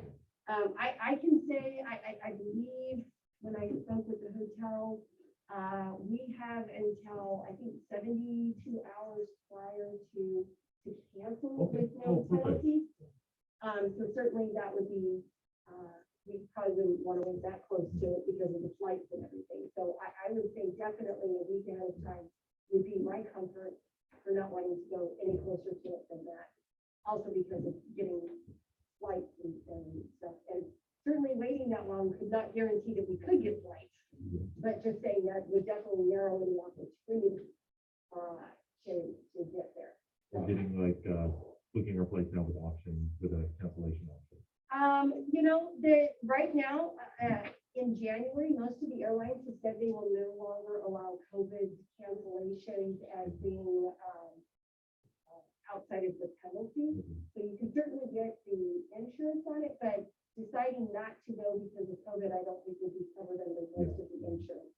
So it'd be better to not get the ticket and wait to see if we wanted to attend, rather than getting them and then trying to cancel. We might end up eating the cost of the ticket that approach. But I think that I don't want to make the expense to the district, and getting airplanes like we're up in $7,000. And I think that we actually have limited it down to two, and I like that. Then we had two people going to, we will make We had talked about three, it could be all five of you, but the board just has to approve it. Yes, after our last meeting, after our last time to DC, we just wanted to make sure it was worth for all four of us to go when we had this conversation. And we all agreed that it was beneficial. All four of us had a really good time. But what we do is we talk about it. And yes, it is a big expense and to talk about actually with the directors and how they feel. For sure. My only concern on not booking the tickets is the expense of it going up closer and closer to the data stuff.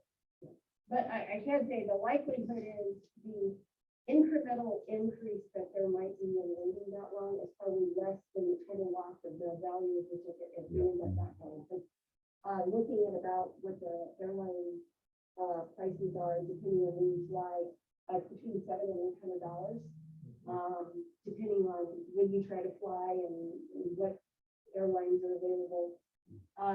Compared to, it might be $200 more if you get closer and that's all that's available. So it's the potential that costs you $200 more versus you lose, $600 or $700. So. With CASA canceling in Palm Springs, the conference, I just actually just refrain from going. I think that, would probably be the best Oh, thing no, to do. no, after discussing and hearing about, yeah, no, totally. I think that's smart. Yeah. Just waiting. So, I mean, you're an asset with us in Washington and we'd love to have you go again. And just to get this all put out there. No, I think it's smart that we do have the hotels. The hotels can be canceled within, like you said, 72 hours. We'll double check on that. And the flights, I think it is, beneficial for the district to wait just a little bit to see how things progress and then move forward with the flight. So I think your recommendation is really spot on. Yeah, but let's just go out, if you can, Yeah, because we already got the hotel rooms and we'll also, Right, the only thing would be if at some point CASA decides that if you aren't registered through the event, then they're gonna want you to cancel the rooms. Now, they typically have not done that for the week before. Other ones have done it for a variety of things, but so the timing of it, I'm just concerned with we could have an action where it's approved, but to hold off on making the reservation until it gets closer, so at least then I don't have to worry about the timing of it happening in between board meetings, because the board does have to authorize it. So if the board were to authorize attendance of the 3 board members, but give me direction to not do anything yet, at least the authority is there. And then if it's like, oh my gosh, we gotta move right now, I can do that quickly, have Holly make the reservation for the airline and everything, even if it's between board meetings. Yeah. I just don't want to get into that situation of needing the approval, but it's gonna be 2 weeks for a board meeting. yeah. I don't see on the agenda a board action to take place on this. I see the agenda, but I don't see a board action. Am I missing that? It says to authorize 3 board members to attend Catholic Hall. Where is that on my agenda? 5-1 on the agenda page. There's no staff report. Oh, there's no staff report. It's just the board, because the policy stipulates, it has to be authorized by the board. So that's why it takes board action. But you're right, you're not seeing it on the agenda. Right, Right. and do we, Because because it's not on the agenda. It's on the agenda. Well, it's- Am I looking at? There is an agenda there. It's on the agenda.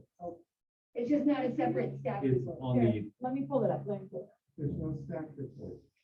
Yeah. But if you look at There is an agenda. I see the agenda of the event, but I don't Right. see that it's a board action like we have our cover sheet. that always It's, tells us. yeah, it's right here. I didn't have a draft of a staff report or anything. Primarily because this was something we discussed in a previous meeting, and it was to bring it forward for actual items for the board action, because the policy does require board approval of that. So that's why. And then we attached the draft agenda so you could see what was planned anyway. At least this is the preliminary plan for CASA. And this is one of the things we're gonna improve in the new model. You're gonna see it right away in front, whether it's approval, discussion, or information. Well, I'm just scrolling down, so it's, okay, I'm Yeah. Confucius. Yeah, yeah. That's why. You guys are tricking me. Yeah, we and the just only didn't, reason I know, because it's online. yeah. Yeah, we just didn't Okay. prepare a staff report on the item. Okay. Thank you. But, Rick, any questions? I think you want to keep the registration, keep the hotels, and then do what the flights that you get, because I think council will give you the money back, because If they cancel it or whatever, yeah, that's not a they're problem. already set up now to do that for what happened in winter, and I Yeah. think they're flexible. Yeah. The only thing is flights, and in the past, we've done our own flights in terms of it, and I'm not sure with airlines whether I will get credits for the flights if you cancel. Right. But, you can get to a hotel after a certain period, so Yeah. got the reservations. Mhm. register for it. The only fear is that if you don't register and there's not enough participation to cancel it from that standpoint rather than the other. What if it turns out COVID isn't a fact? Because, and that Well, and that'll give you typically, the flexibility yeah, to do what we want, but authorize it in 3 board members, and then when it comes down to it, see what happens. well, and typically, well, what all of them have done is either completely refunded or just giving you a credit for a future event, which we all go to CASA stuff Yeah. anyway, so we know we will eventually register for another event. Yeah. So yes, that, you're right, registering for the event, so they know that we plan to attend, and keep the hotel reservation, and then worst case scenario is we cancel, as it gets closer, if they don't cancel it themselves, which I'm hoping they don't.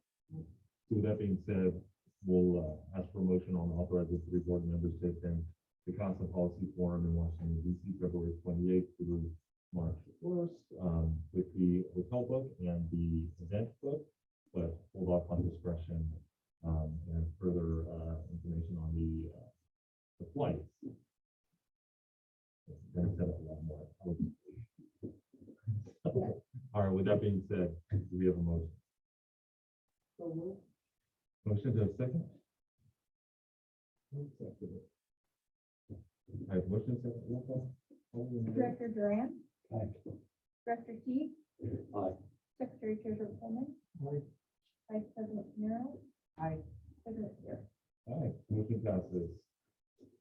All right, we're gonna go to 5.2, which is accept the sewer main improvements for the Pacific Indian Retail Center development and authorize the general manager to sign a certificate of acceptance for recording purposes. And I'll pass it to our general manager, Ms. Marshall. As you're aware, this is something that we do sort of regularly when we have these types of things. It doesn't happen all the time, but it is certainly really cool. We do have the information provided, and I'm going to turn this over to Ron so he can give you a little background on this specific development. Yes, as Beverly stated. First of all, my name is Ron Gupwald. I'm the Visionary Services Manager here at the Valley Sanitary District. As Beverly stated, this is something that we started doing over the last couple of years. We don't have a lot of development service contracts, agreements, I should say, that get approved quickly just during the pandemic and the slow growth. But this is an improvement for the Walmart Center. This is not the Walmart Center per se, but the development right next to it, which is also owned by Walmart Trust. They're built a small sewer main to feed 2 different lots along a road called, I think it's actually been named now, but it was Avenue A. So it was just a sewer main extension off of the main sewer main there. They had a couple manholes. They got a couple of laterals for future development. The work has all been done. It's been inspected by Steve. Everything looks good. By approving this agreement and allowing this to be recorded, the certificate of acceptance to be recorded, just shows that the development agreement has been satisfied and can therefore be removed from the property. So I recommend moving forward with this. Thank you, Ron. Questions, comments from the board? So with Director Z, questions, comments? Is this the fact that we will assume responsibility for the sewer, is that what it is? Yes. So they built it, they designed it, built it, and They Put it on they'll give standards, it to us. and now it's ours to take care of and maintain it. Well, I'm all for it. And development good for me, good for the town. So. Thank you. Director Duran. No questions at all. I'm just actually making a motion that recommendation. And we have the manager to sign the certificate of acceptance for the sewer. Secretary Treasurer. We're already providing service to these facilities. Well, it's built and it's ready to be put to use. They're still building things, so it's not quite in use, but it's ready to be in use. Okay, so the stuff that's not in use and use is the future development for that retail. No, it's built. Like I said, all it takes is someone to connect to the sewer and it's ready to go. Okay. Can't do that. This is without our sewer Yeah. system. Correct. Secretary, Vice President. If Steve approves it, I have no problem. So, That's a Steve stamp. of yeah, approval. exactly. I second the motion. So with that is we take full ownership of everything under there. Okay, perfect. No, that sounds good. You know, for years, and I don't know if we have done this from our beginning, but for years, we just accepted it just through someone's signature saying we approved this. Oh, But the development agreement, it is something new for me. I don't know if it's a Riverside County thing. More of my development experiences in San Diego County, but we never recorded development agreements to a property. But here, in Riverside County, at least this district, this valley, it's not just this district, they record the development agreement to the property. And so what happens is developers come in later on and they want to sell it. They have this, what looks like some kind of agreement that needs to be done. And why is it, it's just sitting there. So yeah. I talked to Bob and he says it's very common to accept it formally and said, yeah, you should do it because it shows that, hey, we're taking ownership of this. Yeah. So it's very common for a lot of agencies to do this. Yes, for 100%. That sounds awesome. And it was weird to me to hear that we hadn't done it because in the Bay Area, that was just normal practice. So it was Yeah. kind of odd to hear that it wasn't. So I think it's also just from a staff perspective, it's easy for us to go back and to make sure that all the legalities were taken care of if there's ever a dispute, if it goes through this process. Perfect. Thank you. All right, with that, I'm going to re-ask for our motions. And do I have a motion? I have a motion from second. And who is second from the? I did. All right, roll call, please. Secretary Treasurer Coleman. Aye. Vice President Miro. Aye. Director Key. Aye. Secretary Duran. Aye. President Pierce. All right, motion passes. All right, we're going to move on to item number 5.3, authorize general manager to execute task 21-01 with Dudek to provide engineering services during bidding and construction in the amount not to exceed $62,325. With that, I'll pass it to general manager. Ms. Marshall. As you are aware, when we do various types of construction projects and engineering services, we separate out the tasks. And we may ask for authority to do certain tasks, and then we wait until we get to that point, and then we ask to execute or to move forward. And so that's where we are, and I will turn this over to Ron so we can tell you a little bit about the project. Yes. Back in June, we received authorization from the board. I did. So my name is Ron Buchwald. I'm the engineering services manager here at Visor. Back in June of 2021, the board authorized us to move forward with a design services with UDIC to design the replacement of the water main, the plant ASP, active age sludge plant. Water main, it's an above ground water main that runs along the activated sludge plant. It's a old metallic coupling stainless steel pipe, and it's received it's getting to its useful life, end of its useful life. There have been leaks in the past that you can tell even the associated piping to this pipe, it's really seeing its end of its useful life there. So we completed the design back in December. It's ready to go. So we would like to go out to bid and get that process going, but we realize that we need help with construction inspection, or actually during the bidding process, we'd like to get some help. There could be unique questions. Most pipelines are underground, and this is above ground, and it's, like I said, very unique. And then also have assistance during construction, mainly construction inspection. We have a wonderful staff here, and we would all love to be involved with this, but just with the amount of work that's needed and the amount of work that we are trying to accomplish on our day-to-day stuff, it'd be very difficult to do this in-house. So I asked UDIC to put this proposal together. I felt they were most qualified because they did the design and they're very familiar with this. They're local. They could be here pretty quickly if issues arise. And so, as I stated, it just makes sense to move forward with this. That's one of them. Thank you very much. And if I could just quickly tag on to that, we've talked both at the board level as well as the operations committee that one of the issues that we've been facing as far as moving projects forward is just we only have one engineer. And that we would be looking for opportunities to contract out and or bring someone on in a project capacity to deal with these things, so that doing something like this would take Ron and staff away from the big projects that we have. And so the more that we can utilize these types of services frees them up to focus on those projects. And so when we do these kinds of things, the cost of it is rolled up in the total project cost. So it's not affecting our day-to-day operating budget. It's specifically related to capital budget. And so you're going to be seeing more of these kinds of things, whether it be general service support or very project-specific support, because it's the only way that we can move forward and keep the big projects like the downtown pipeline project, the phase 1 of the recycled water project. We can't keep those going if we're also trying to do some of these other things. So I'm very much in support of getting this contract services to support this project. Other questions, comments from the board? Vice President Grant? I just think this is exciting that we're finally moving forward, all of our own.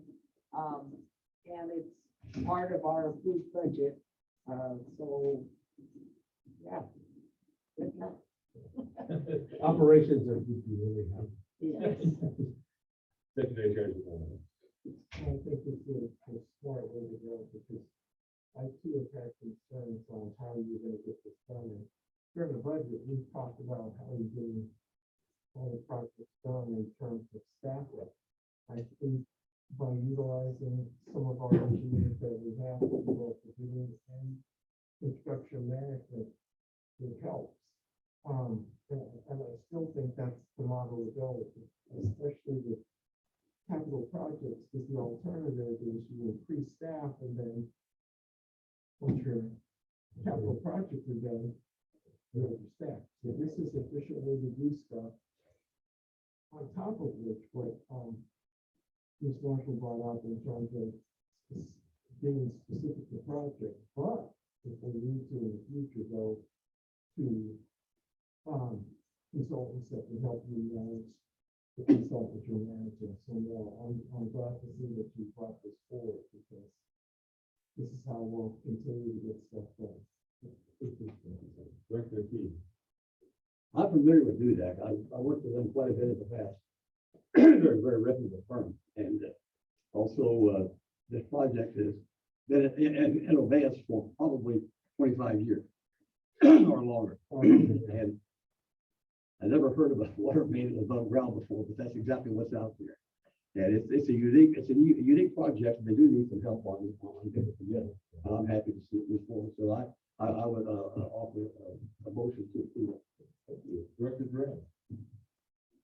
And as Director King said, we used to work, we did work with DUDAC for many years. And we used to have a vendors list. I don't know if we still have that, and they were on the vendors list. And very reputable, the firm, and I'm glad that we're taking this step forward. And I can make the second one. I'm excited. No questions, comments on my end. So with that, I have a first and a second. And Holly, when you're ready, roll call, please. Vice President Carroll, Aye. Secretary Treasurer Coleman, Director Durant, Aye. Director Key, Aye. President Steele. Aye, motion passes. All right, we're gonna move on to item number 6, which is general manager items at 6.1, and which I'll pass it over to our general manager, Ms. Martha. Yes, so you have the report in front of you. We continue to meet our permit requirements. We continue to meet our SJP requirements. We continue to be very busy. There's no end in sight for things. And you can see some of the items that staff is working on. And we're happy to answer any of the questions you might have on various items, including in the report. And I did just want to say that, periodically I go back and I look at some of these things, and I realize that, it's a great way for us to capture the data of what we do. the metrics, the reportable stuff, but really wanting to ensure the board, that this doesn't cover everything we do. We don't put every little nit and nat on there. And certainly this doesn't begin to measure a lot of times the behind the scenes work that goes into doing some of these things, but it is a form of metrics, so you can see maybe even how we compare from year to year. I know this is something that Jeanette wants to expand on as we do the budget, right? Looking at those metrics, we've talked about metrics with the board at the board workshop. And I think one of the things that we will hopefully have going forward, and we can add to this, is maybe some outreach issues, right? As we expand on using PD strategies to do more outreach, so we might have some outreach metrics that we can add to this. But sometimes just even looking at like saying, oh, I put the maps together for the redistricting, does not even begin to tell you the man hours or person hours that go into doing all of that, and that goes for all of the staff. But certainly this is a way to compare like year to year, how are we getting things done, or are there maybe staffing issues because we're seeing a huge uptick in something. I know sometimes that helps in development services when you look at like the number of permits that are being pulled. That tells you, there's activity going on in the community, but it also tells you, is that a staff workload?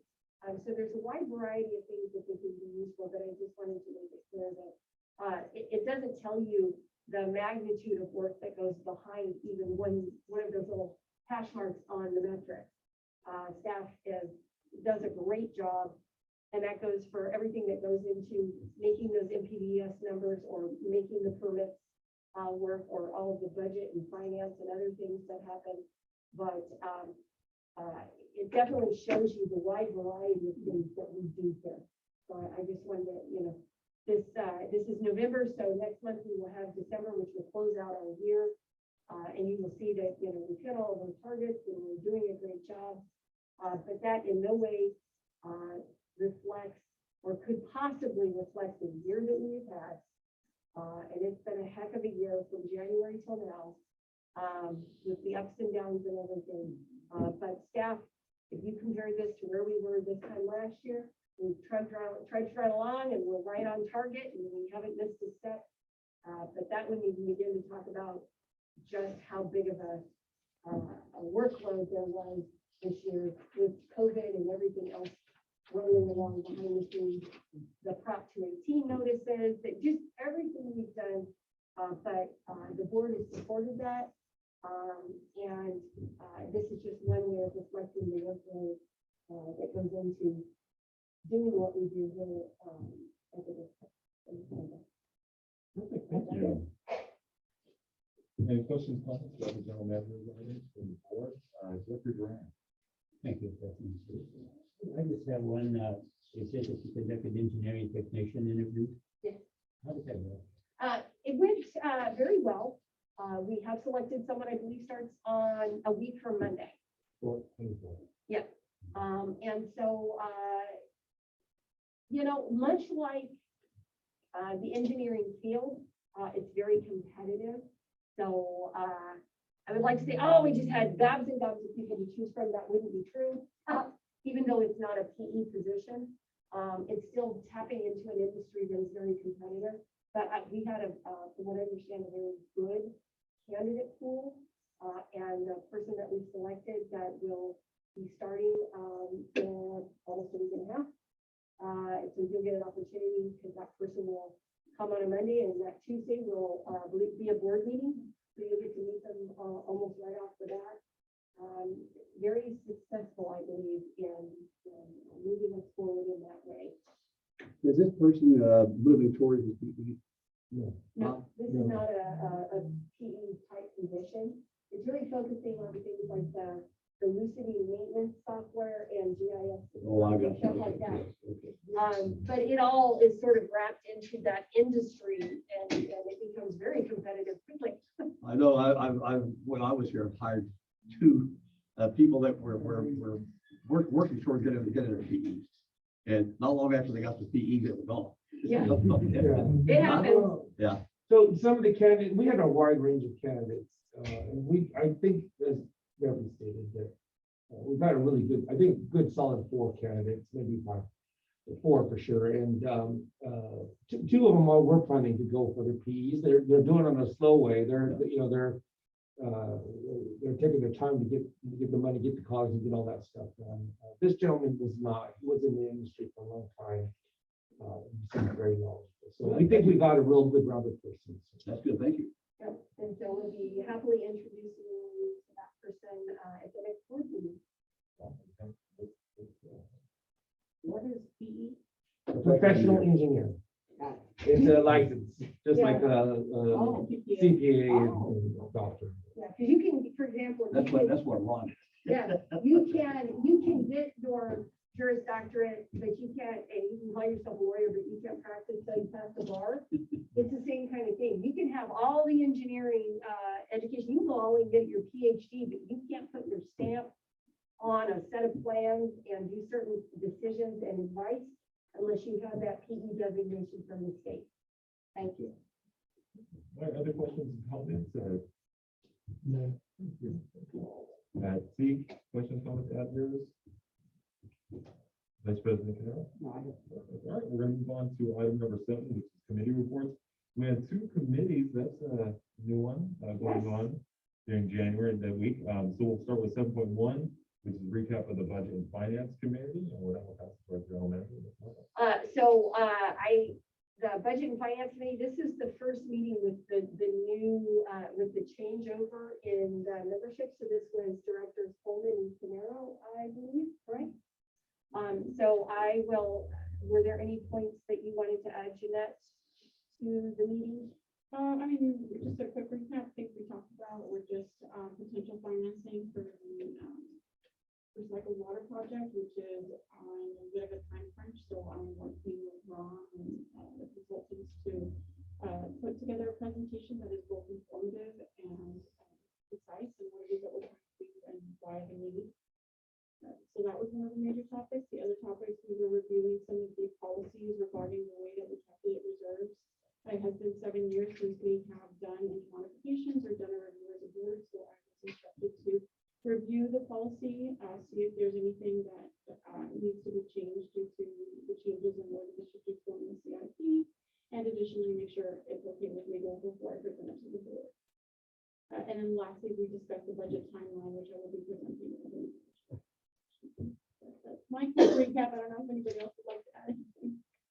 And who's the chair of that? Yeah, I was just gonna say that, there's a lot of areas that I'm not familiar with the budget.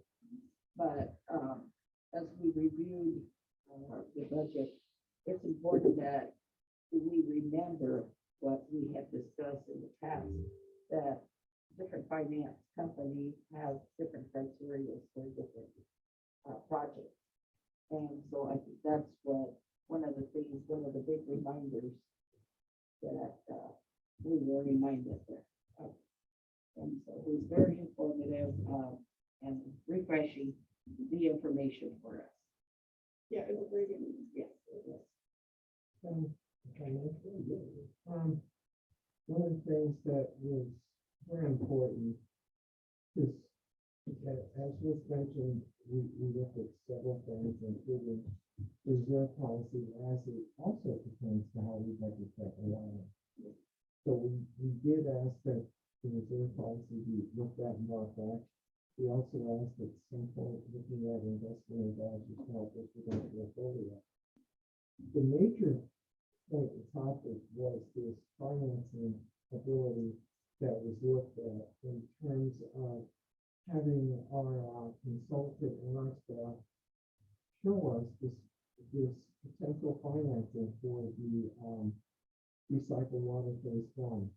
It was very interesting that we happened to look out, I don't say luck because quite frankly, we do such hard work in research and our staff does it, but they say luck is kind of opportunity to those who are prepared. For a financing structure that could give us major financing for our water. And it's through Bank of America financing for it. And the reason I think we're lucky is because they are basically committing to, if you get a chance, please read the financing memo that's occurred from Schneider Electric. Talks about the fact that they're looking to commit to $1 trillion worth of investments. And ours comes into it because of an energy criteria. But what this allows us to do is to borrow. You don't have to go to the market like a bond issue. We save insurance costs, a whole bunch of other stuff. There's flexibility in the contracts, the reporting requirements on as long as it's going to the market. And then the other thing is, once engaged with them, there's a rate guarantee, which is important. I'm just going to throw this out now before we even see it, which is what we've asked them to do today. The consultants and the representative from Bank of America to discuss this to the full board as well, because we're going to be looking at rate hikes this year. Goldman Sachs has said they thought a minimum, or they said 4 we may be looking at. Jimmy Diamond was on CNBC, he talked about at least 4. This has put us into this arena where we're looking at something and having to make a decision based on timing too. So just want to get your antennas on to this item that's coming, because it's very important towards financing this. And one of the things, thank you staff for pointing out, and it's in the monthly capital improvement project updates for this month, one of the attachments is our recycling water design with Schneider. We don't have to pay them until they reach 60%, and at which time 2.2 million will be due. There's a possibility with this borrowing that we can include this design cost, which is legitimate with respect to projects, to the financing, and bring up a potential $2.2 million in cash that will help us with the projects that are less competitive for certain types of financing. So it's tremendous in flexibility. So if you get the chance, please read the financing memo and understand this will be coming back somewhere. So our goal is to have it at the end of this month, but that would give us next week to work on it. So If you can. I we're was gonna being, say, yeah, we just want to make sure that we take all the notes from the committee and that we are very clear when we present it to you. So I just wanted to be ready. So that's the goal. Just We're doing a lot of work. Yes. That's great. We are going to hit that 60% here, pretty close to February, March, and that 2.2 million will be due thereafter. It will be due this before the end of this fiscal year. Just remind the consultants that it's due to that they brought up this. No, they're And flexible. give us- They're give not us- waiting to get yeah. paid. Well, of course they are, but Yeah. they're not, they want to do this right. Yeah. I think you guys have all met Valerie, one way or another, and, I've not seen a more professional person really trying to see a project through from all points of view. So, we will bring this project to the operations committee in February. Just a reminder, because we are moving forward fast. We're getting to the point where it's a go, no go on this project. So, and it's going to be a decision you guys will make. There's a certain portion of this we need to do regardless of recycled water. This project has to move forward in order for me to future commit. Our future, right, and then, and this will help us with our region tertiary, right? Yeah. Which regardless of recycled water, we're gonna have to get to tertiary in one day. It's not in our permit now, it's gonna be there. It will be. It will be. It's not, yeah. Yeah, the state is marching that way, whether you want to go or not. And I believe Bank of America has done this with several of the projects that. Yeah, they have expired experience with in this. California. Yes, and there's, by Director Coleman saying that we got kind of lucky, he means in the sense that we hit the mark in the criteria of meeting the sustainable energy pledge that we need for that $1 trillion, that this project does qualify. And because we're not asking for chunk change, we're gonna ask for $60 million upfront. So that, and they have the bandwidth to sustain something like that. So that's what we will be doing. But if our project didn't have that component, we would not qualify. So then we would be looking at a project that we've already been told by SRF is not competitive. Or, I mean, we can do it, but it's not gonna reach the point value. And there really aren't a lot of other options for funding it. There just are very, very few because, as Jeanette said, not a lot of lenders have the bandwidth to drop that kind of money. They're either dealing with very large projects or WIFIA and stuff like that, where you're talking $400 or $500 million projects and aren't interested in the small one, or that's too big for them because they're small. We're kind of in this weird place, and it just happens to be just fits all those money. Questions on this from the board? Director Z? I think it's great. Of course, we've been an advocate of this thing all along of the reclaimed water project. And, so hopefully it'll work out. And that, of course, is the major stumbling block right there is financing. And the other is to get the community and all the other people that are involved here on board, so that we have their support. It's a long haul. And as Ron has said, we're at a point now where the rubber meets the road. And so there's going to be some heavy decisions made here, very soon. And I want to thank Dennis for his Director Coleman, I'm sorry, for his attention to this thing, and it really helps out. And I'll just look forward to it. One little comment on other directions. I'll shut up then. I was very happy to see that letter from Desert Valley, the Builders Association. No comment, but it hasn't always been that way. No, last year they asked me for several items before they gave me the seal of approval. So, staff, everyone's on top of it. Director Durant, questions? No, that's excellent. I want to thank staff and also Vice President Coleman did an excellent job. It'll take a month or so before I know. Yeah. Yes, gotta go back there a little bit. Okay. Old notes. Yeah, it's excellent. Yeah, I hope something like this will actually materialize and become a reality. Okay, then we'll move on to item number 7.2, which is the community engagement committee meeting. Yes, so this was a special meeting. We actually have our official meeting, regular meeting next week. But because of the timing of getting the committee up and going, the CD strategy is really wanted to talk about a couple of items and get some direction before we move into our first official regular meeting, having to do with some items they recommended moving forward with the implementation of the communication plan. There are so many items on the communication plan. We didn't get through a large percentage of them, but what was really interesting was they have some really great ideas that are very exciting that we're going to be moving forward with.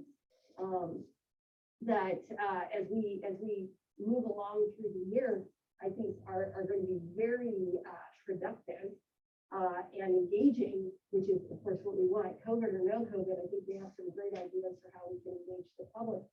But for me, the two top ones were they did talk about our brand, meaning our logo and how we present ourselves.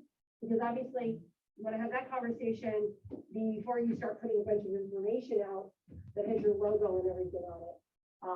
They recommended perhaps a refresh, new design consideration. The committee wasn't really favorable to that. They really wanted us to focus on the one we have and actually try to get that out in the community. So that was a big item before we can move forward. And so with that direction, I've been working with city strategies and when we go into a regular meeting, moving forward without that consideration. So I think that was very good direction and helping them to decide like where to focus, sort of hit the ground running, because that was something that they felt that was really important for them to get, information on. And the second was, developing, some form of a survey, to establish a baseline for, the community and what the community knows or doesn't know about us. So that, you know, it's hard to measure. If you don't know your baseline, you can't measure if you're moving the needle. And you don't want to measure your needle after you've already started doing stuff, because then you don't know if you've actually, maybe you started literally at 0, and now you're at 9%. You know, that doesn't sound like much, but if you know you started at 0, 9% is pretty good. So they felt that that was really important, and so we're going to be moving that forward. That was what I took in.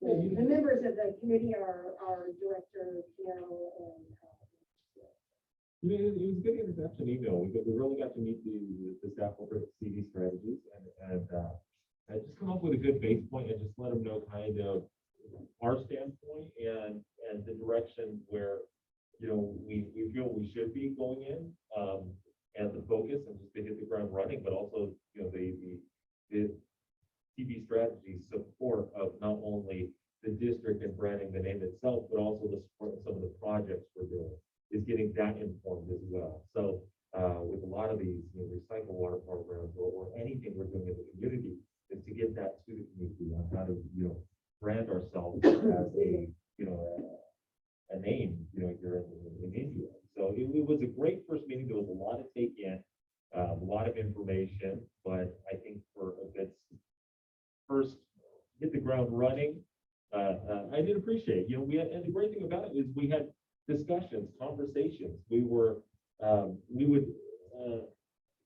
put out our concern and they would validate it or discuss it with us. And that's what I like, is rather than us just saying, hey, this is what we want to do, you come back and me why it may be wrong, why it may be correct. And it seemed like the group was very willing to do that and just to have direct communications and openness. And I think that's a great base to get the direction of the VSD to where we want to go.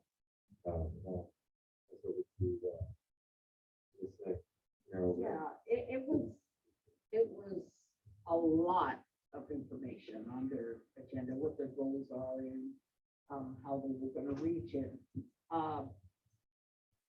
And as they went through it, they're like, well, maybe we could do this. And our general manager has so much going for us that we already have a head start on like the water bear and the logo. And yeah, we might need to refine very small things so that we're not spending money, extra money that we've already spent. So it was a great meeting. And we did come to an understanding, and it's going to be great working with them. They do have lots of ideas. They are professional, and they have a lot more connections. But I need to say that this board, this administration, was already taking the first step out there in the community. So we have been working, and I didn't feel, you know, like we're starting on block A, because I think we have moved forward, and we know what we need to do to get out to the community. So yeah, a lot of stuff they recommended we already have talked about it within the board, and some of the stuff we've already initiated and started moving forward with, which is really good. So I think we're in a great place to start, but I think just this, what we're doing with them is going to support budget and finance committee, the ops committee, staff, and VSD as a whole. So I think it's a great opportunity to do that. Questions, comments from the board? Secretary of the board. No, just that,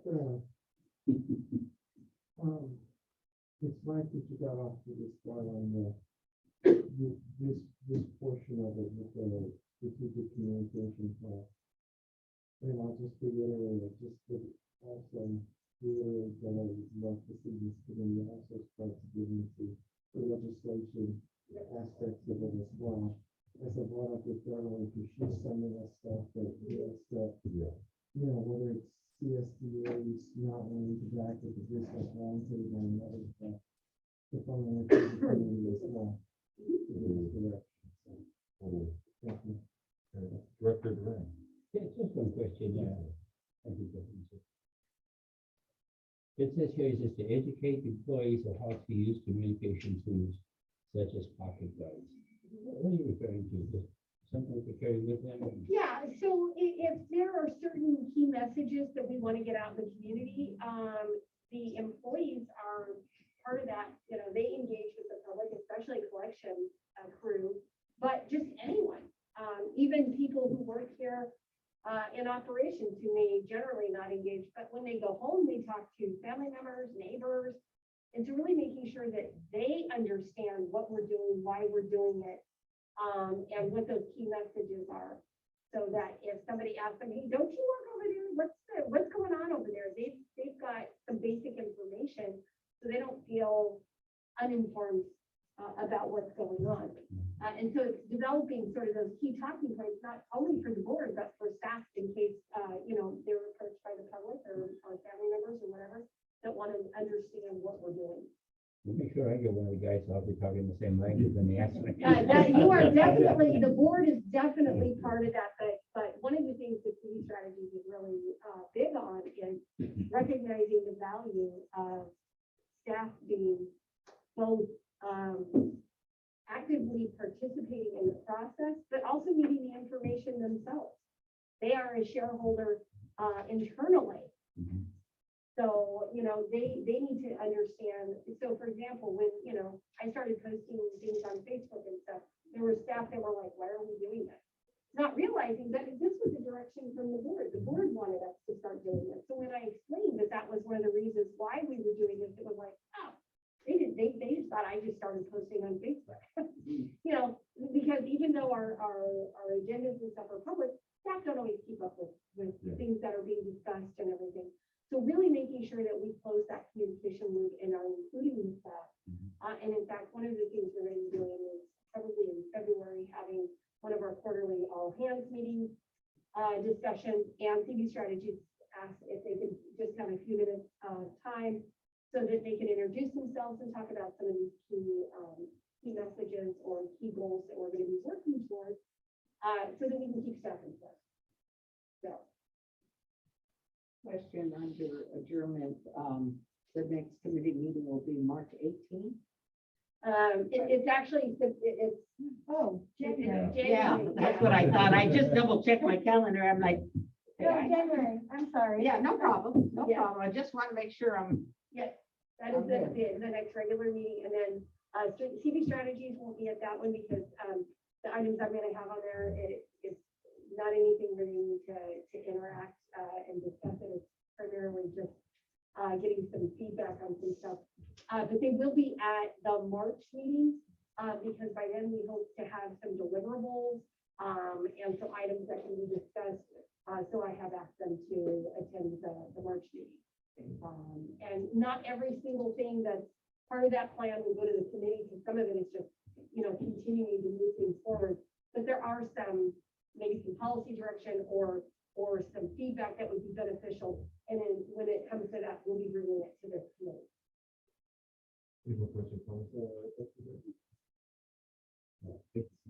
Director T, questions, comments? Well, I think it's good. It's excellent.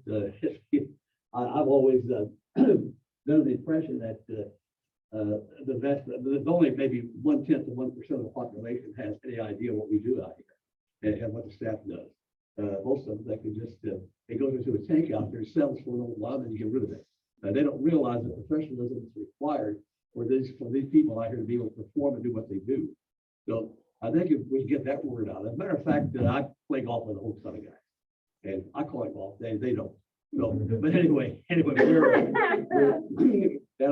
we've talked about the district out here any number of times, and several of them want to come out. When I told them want to come out for to see the plant, and they've never been to one before. And I think that's as far as outreach, you can't do a better job than that. And so I'm gonna start doing that, and I don't want to come out here and take up staff time either. It's just one. But I think that's going to be good. it's, the more that we can get the word out to the general public in a nice way. The other thing that gets their attention in a heartbeat. The moment you mention, you start talking about $60 or $70 million of expenditures over the next several years, they said, well, where do you get that money? Well, from you people. That's where it's going to come from. Yep. And so that's just like with the kids. They come out here, they jiggle, they nice. When we would have the people come up, I would take a few minutes with them first. So they would have their jiggling and laughing. I would share with them about the cost, explain to them what the budget was, what we were spending, and how much we were spending annually. And they're looking at me kind of funny. I said, your mother and father are paying that right now to operate this facility. You're going to be paying for it later on. And then all of a sudden they have a little bit different attitude when they're out there on the plant looking around. It doesn't become so jiggly to them anymore. So that's in my diatribe. Then what are we gonna tell Teague that his face is gonna be plastered on one of the big tanks out there? Yeah. We're working on graphics right now. Yeah, that was a great meeting. We're looking for the great one next week too. So looking for that.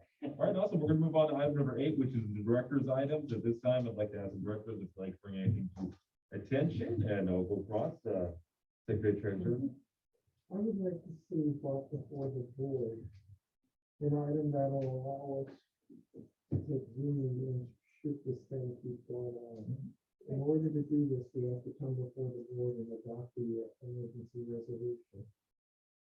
Unfortunately, it wouldn't take effect if the board has approved it for the meeting after that.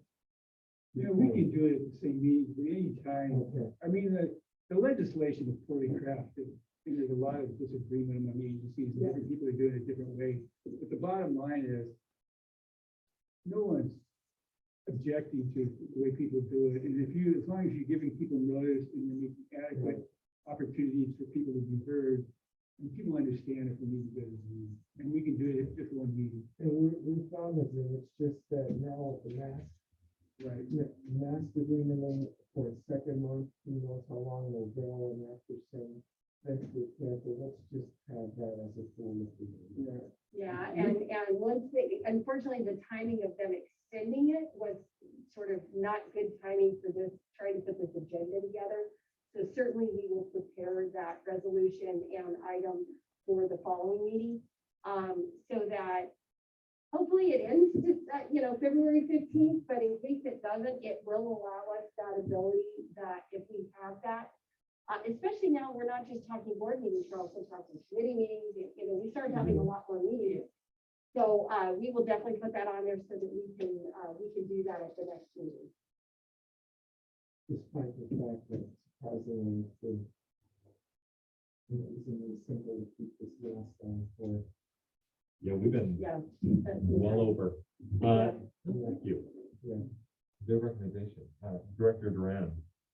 Just one item that I've been seeing on the television, that is they're saying that the N95 mask is the one that we're supposed to utilize, and some of the other ones that are either homemade or not adequate. Have you heard anything or seen anything on that? There's still a lot of hot debate about the value of masks and which masks, and there are people who even argue the N95 is not substantially more effective than the double layer cloth masks, and then other people will say no masks work.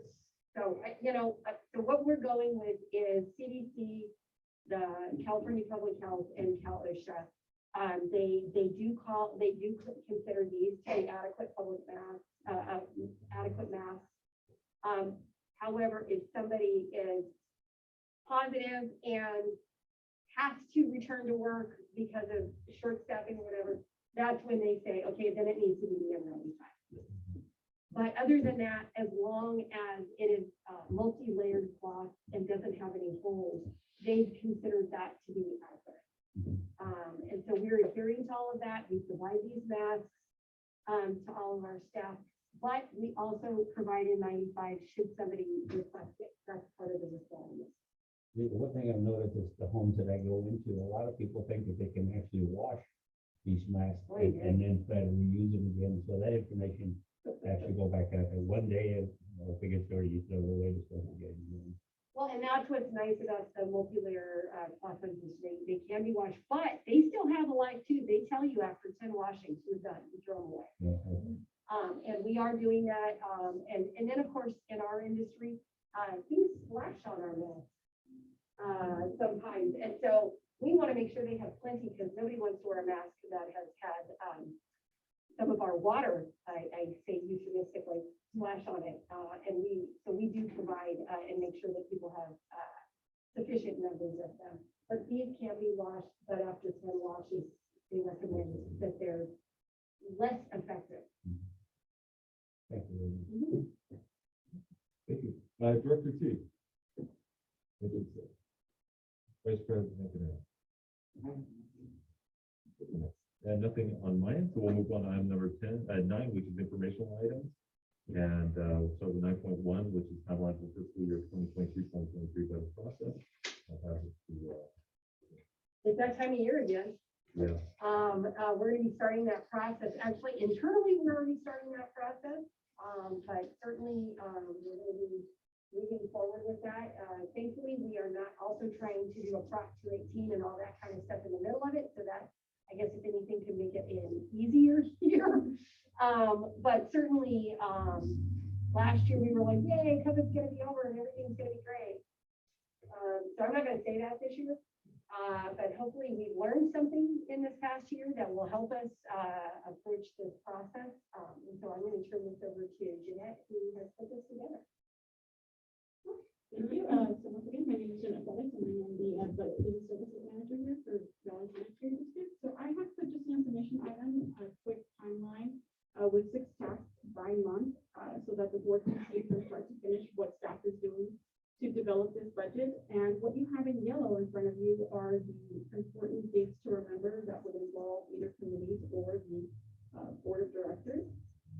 And these dates would be to, like when we're going to be reviewing the senior CIP, which one will bring on to the committee.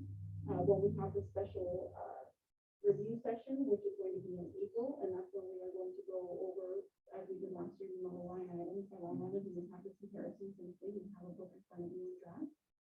And then we should be all set to have like our final reviews and any additional edits that we request in May, and then we will adopt in June. With the plan, we are starting a whole month ahead of schedule this year compared to last year because there are things that we do need to add to this year's budget book. One of the things that Beverly mentioned were the metrics that we need to have for each department, as well as the goals and achievements, which we are going to be able to put in our book this year, so that everybody can see how wonderful we are and how we try to tie them to the strategic plan. And that concludes my information. Questions, comments? I'll start with Vice President McNair. Thank you to you and the administration. It's wonderful that we're not going to stress on anything, because you're going to have everything out and beautifully colored and balanced. My ears are plugged. It looks like I'm listening, but my ears are plugged. You shouldn't have said here this wrong. You've given us good guidance and the presentation. If we do what we did last year, we can gather our questions and go over everything, like you said, fine. And just, I have let CD Strategies know that sometime in May, we would like to publish a newsletter, an actual paper newsletter that will be discussing things about the budget, telling them when it will be approved and what's in it, as well as things like what the rate increase is going to be for the upcoming year, and just covering all of that. So I've given them a heads up that we definitely are going to want that in the newsletter, and that's the timing of it. And they are aware. Director T, questions, comments? Director Durant? No. Thank you. No questions, just thank you again. All right, we'll move on to item number 9.2, which is response letter from the Desert Valley Builders Association. I'm going to turn this over to Jeanette. So this was a request just from a previous board meeting when we did present the rate capacity fee study. the annual report to that, I'm sorry, not the study. This is for the CIP, Reserve 13 funds, and we did receive a notification from the VSD accepting our report, and they had no questions, which was very nice. And a compliment, because they have had asked questions before, but they're very nice. They're always very, very nice. So this was a A+ for us. Yeah, Frankie comment, sometimes they can be really nasty, and they, I mean, to get that kind of a letter from them, is really an achievement, so congratulations. It's not an award, but we might hang it on the wall. No, I- One of the toughest awards to get, because other public agencies here like get sued by them because they're not acting, so. Yes, I felt relief when I received it. Yeah, exactly. Questions, comments from the board? Director King? Director Draft? Vice President Carroll? Secretary Treasurer. You also sent this to the BIA, right? Yes, but we did not receive but I did receive a response from them last week. Yeah, it's okay. I mean, They're not acting. no, the requirements on it, I think we get it, but interestingly enough, they showed up during one of our lead studies before, if I remember correctly, for the audience. Yeah, So I mean. we have in the past, yeah. As long as we're sending it to them. That's what we're required to do. I recall it was this group, not the PIA. And this, No, Harding Starr came in. oh, okay. Maybe I'm mixing them up. Yeah, 'cause she's with the BIA. Okay. There. I think It's Gretchen and another gentleman, I don't know much about his name, especially since I got, yeah. because you introduced me, didn't you? Yeah, he called me to task on something in the previous life, which, That would never happen. yeah. All right, guys, well, at this time, I'd like to motion for adjournment. Oh, Just one more item, I couldn't remember if I had sent it out or not, but, we did get a notification from the Colorado River Region, CWEA section, that, there's annual awards that they do every year, we always submit staff and projects and things for consideration, like plans of the year or whatever. And this year, I just want to make sure the board was aware that Ivan Lemon was selected as the pre-treatment person of the year for the Colorado River. He was actually slated to be doing a presentation on pre-treatment. Unfortunately, that CWA conference got moved to June. Oh, So okay. it's not canceled, but he will be doing presentation at that conference. So we were very excited to see that. And of course, we'll cross our fingers that when it moves to the state, because all the regional ones submit to the state. And then hopefully he will get selected at the state level, because certainly our program is very robust. And given the size of our organization and what he does out in the community, I am very glad that they recognize that. And I hope at the state level as well. So please let them know our congratulations. I will certainly do that. And I don't know if Corbs is doing a dinner this year. I haven't seen anything. So it's not until February. Oh, is it? My understanding is that it's on the verge of being canceled. Council because of They're everything. saying the word postponed, but they really can't do it any other time, so it most likely will be canceled. And it was canceled last year too, so. Yeah, Oh, so they, Steve said that, unless you've heard of something sooner, but I talked to Steve yesterday, and he said that, they're gonna wait till the next meeting. They meet monthly, but I think they're gonna meet later this month, and then they'll make a final decision. And it's really unfortunate because for some, that's the only opportunity they really had to get together and to be recognized. And I know last year they did the awards, but once again, there was no meeting. And so it's kind of disappointing that they won't. But when the names get submitted, then the statewide awards do get recognized at CWA. And I do believe that conference, they're still planning on it, so, but that's usually in the late summer or something like No, the that. state one is usually late, like, I think it's May or June. Yeah, It's before the. Yeah, so, the hope is that, and I believe that's in Sacramento this year, so my hope is the statewide, certainly that we would be able to be considered statewide, so.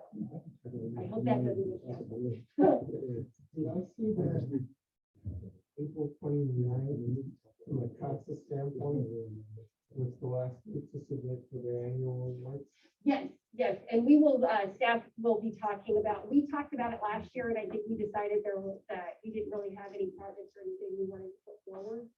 So we'll be looking at that this year to see if there's something that we want to put forward for one of their categories. And yes, it's at the end of April.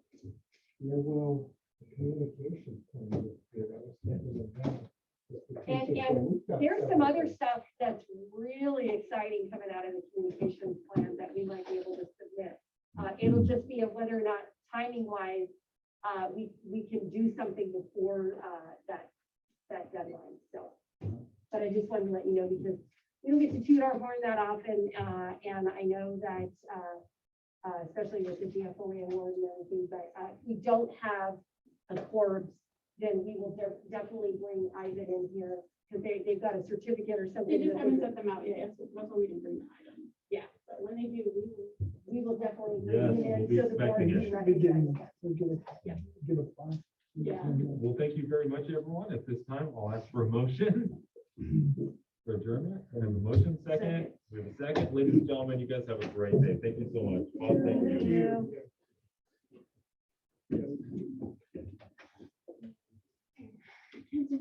All right. All right.